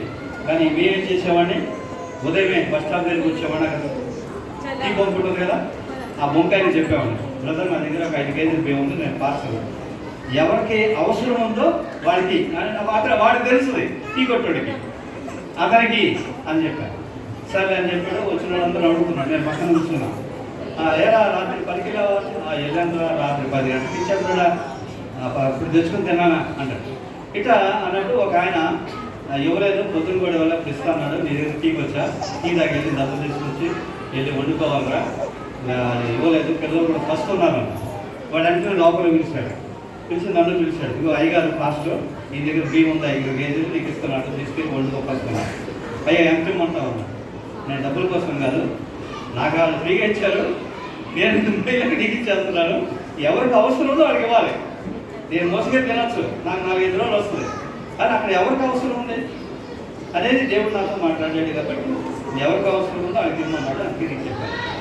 వాడు ఎంత ఆనందపడ్డాడంటే డబ్బులు వద్దంటే చాలా సంతోషపడ్డాడు. మరి దేవుడు నన్ను తక్కువగా చేశాడా? తక్కువగా చేయలేదు. ప్రియమైన దేవుడు నాకు ఇవ్వాల్సిందే నాకు ఇస్తానే ఉన్నాడు. ఆశీర్వాదాలు ఉంటాయి. ప్రియమైన దేవుడు అంటే మనకి ఎక్కువ ఉన్నది అన్నప్పుడు సహాయం చేయాలి, ఈ సత్యాన్ని గ్రహించాలి. కనుక నీకోసం నా కోసం ఆయన శరీరానికి వచ్చి సువార్తను ప్రకటించడానికి కారణం ఏంటంటే మనమందరం కూడా పరలోకంలో ఉండాలని నీకు ఆశ. ఈ భూలోకంలో సంతోషంగా సమాధానంగా జీవించాలంటే దేవుడు భయం ఉండాలి. దేవుడు భయం ఉంటే అప్పుడు అమ్మా నాన్నకి లోపడతాం. అలాగే అన్నదమ్ములకు లోబడతాం, సంఘ కాపులకు లోబడతాం, సంఘస్థులకు లోబడతాం, సంఘ పెద్దలకు లోబడతాం. ఒకవేళ మీకు ఏమైనా సలహా చెప్పాలంటే మీరు ఏం చేయాలి? సంఘ పెద్దలకు చెప్పాలి. డైరెక్ట్గా పాస్టర్ గారు ఇట్లా అలా కాదు, సంఘ పెద్దలకు చెప్పాలి. సంఘ పెద్దలకు పాస్టర్ గారు చెప్తారు. అది క్రమబద్ధత. కనుక ఆ విధంగా మనం జీవిద్దాం, మరి సువార్తను ప్రకటిద్దాం. దేవుడు మనందరినీ ఆశీర్వదిస్తాడు. మరి చిన్న ప్రార్థన చేసుకున్న ప్రియమైన ఉంటారా?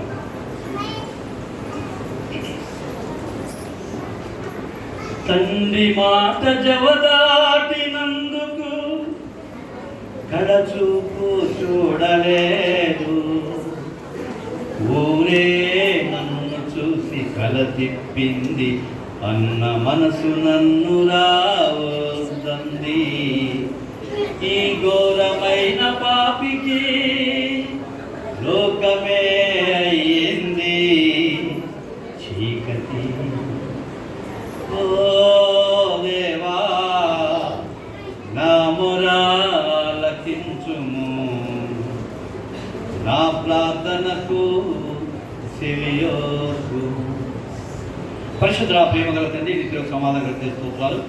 మొదటి రోజు ఈ కొడుకులో తండ్రి నాన్న ఈ విధంగా వాడబడిన స్తోత్రాలు. మరి నాన్న గాయకులను తీసుకొచ్చే తండ్రి, అలాగే నన్ను కూడా తీసుకొచ్చినందుకు స్తోత్రాలు. మరి వాడుకున్నందుకు స్తోత్రాలు తండ్రి. మరి ముఖ్యంగా తండ్రి విశ్వాసులు మరి ఏ విధమైన అధైర్యపడకుండా వాక్యం శ్రద్ధగా విని కృపణించినందుకు స్తోత్రాలు. వాడిని చూస్తుంటే ఇంకో గంట చెప్పాలనే ఆసక్తి కల్పించిందంటే వారు నీ మీద ఎంత ప్రేమ కలిగి ఉన్నారో మరి నాన్న కనిపించింది తండ్రి. గొప్ప దేవుడు, మహోన్నతుడు, విమోచకుడు, రక్షకుడు తండ్రి. ఏ విషయంలో అధైర్యపడుతున్న ధైర్యాన్ని, శక్తిని మరి విత్తిన వాక్యం వాళ్ళ హృదయంలో భద్రపరుచుకుని అనేక మందికి తెలియపరిచేందుకు సహాయం చేతండి. ఈ కూడిక ఆది అంత అధ్యక్షుల స్తోత్రాలు. మొదటి సెక్షన్లో నేను అద్భుతంగా వాడబడినందుకు స్తోత్రాలు తండ్రి. ఇంకా రేపు ఎల్లుండి ఇంకా అనేక మందిని వీళ్ళు తీసుకొచ్చేదానికి సహాయం చేతండి. నీ మాటలు వినగలిగేదానికి సహాయం చేతండి. ఆ దీవులు పొందేదానికి సహాయం చేతండి. ప్రతి కుటుంబాన్ని ఆశ్రయించి బలపరచు. పాస్టర్ గారు దీవించి ఆశ్రయించు, వారి కుటుంబాన్ని దీవించు, సంఘ పెద్దలను దీవించు.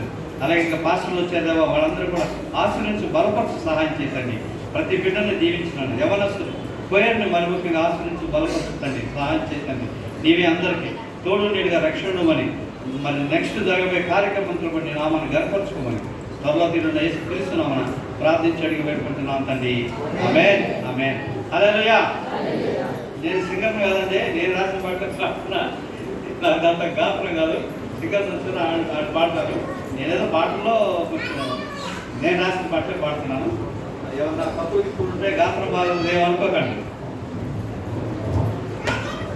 చాలా సంతోషం సార్, మంచి దేవుని సందేశం ఇచ్చినందుకు సంఘ తరఫున మొదలు అందరూ లేచి నిలబడినట్టయితే పర్లోక ప్రార్థన పాస్టర్ గారి ఆశ్రమంలో మనము మొదటి కూటాన్ని మనము ముగించుకున్నాం, సేవ చేసుకున్నాం.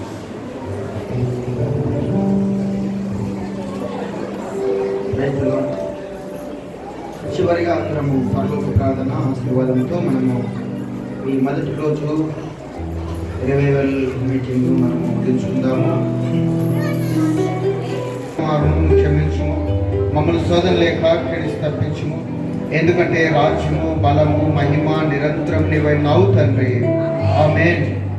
పరమ తండ్రి దేవుని యొక్క ప్రేమ, కుమారుడైన యేసుక్రీస్తు యొక్క కృప, పరిశుద్ధాత్మ దేవుని యొక్క అన్యోన్య సహవాసము, కాపుదల మా కుర్లా తెలుగు బ్యాప్టిస్టు సంఘానికి చేరి వచ్చిన ప్రతి ఒక్క బిడ్డకును, స్థానిక సంఘ పెద్దలకు, ప్రాముఖ్యముగా ఈ రివైవల్ మీటింగ్స్కు ఆహ్వానించబడినటువంటి దైవజనులు మరి అయ్యగారికి, అలాగే సువార్త గాయకులకు అధ్యక్షులుగా ఉండి నడిపించినటువంటి సుందరరావు గారికి ఇప్పుడు ఎల్లప్పుడూ సదాకాలము తోడవిండి నడిపించును గాక. ఆమేన్. అందరికి వందనాలు. God bless you.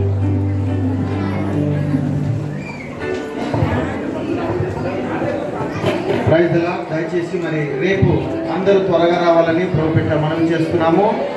7 గంటలకల్లా మరి మీ కుటుంబములతో కలిసి దేవుని సన్నిధికి రావాలని ప్రేమపూర్వకంగా మనం చేస్తున్నాము.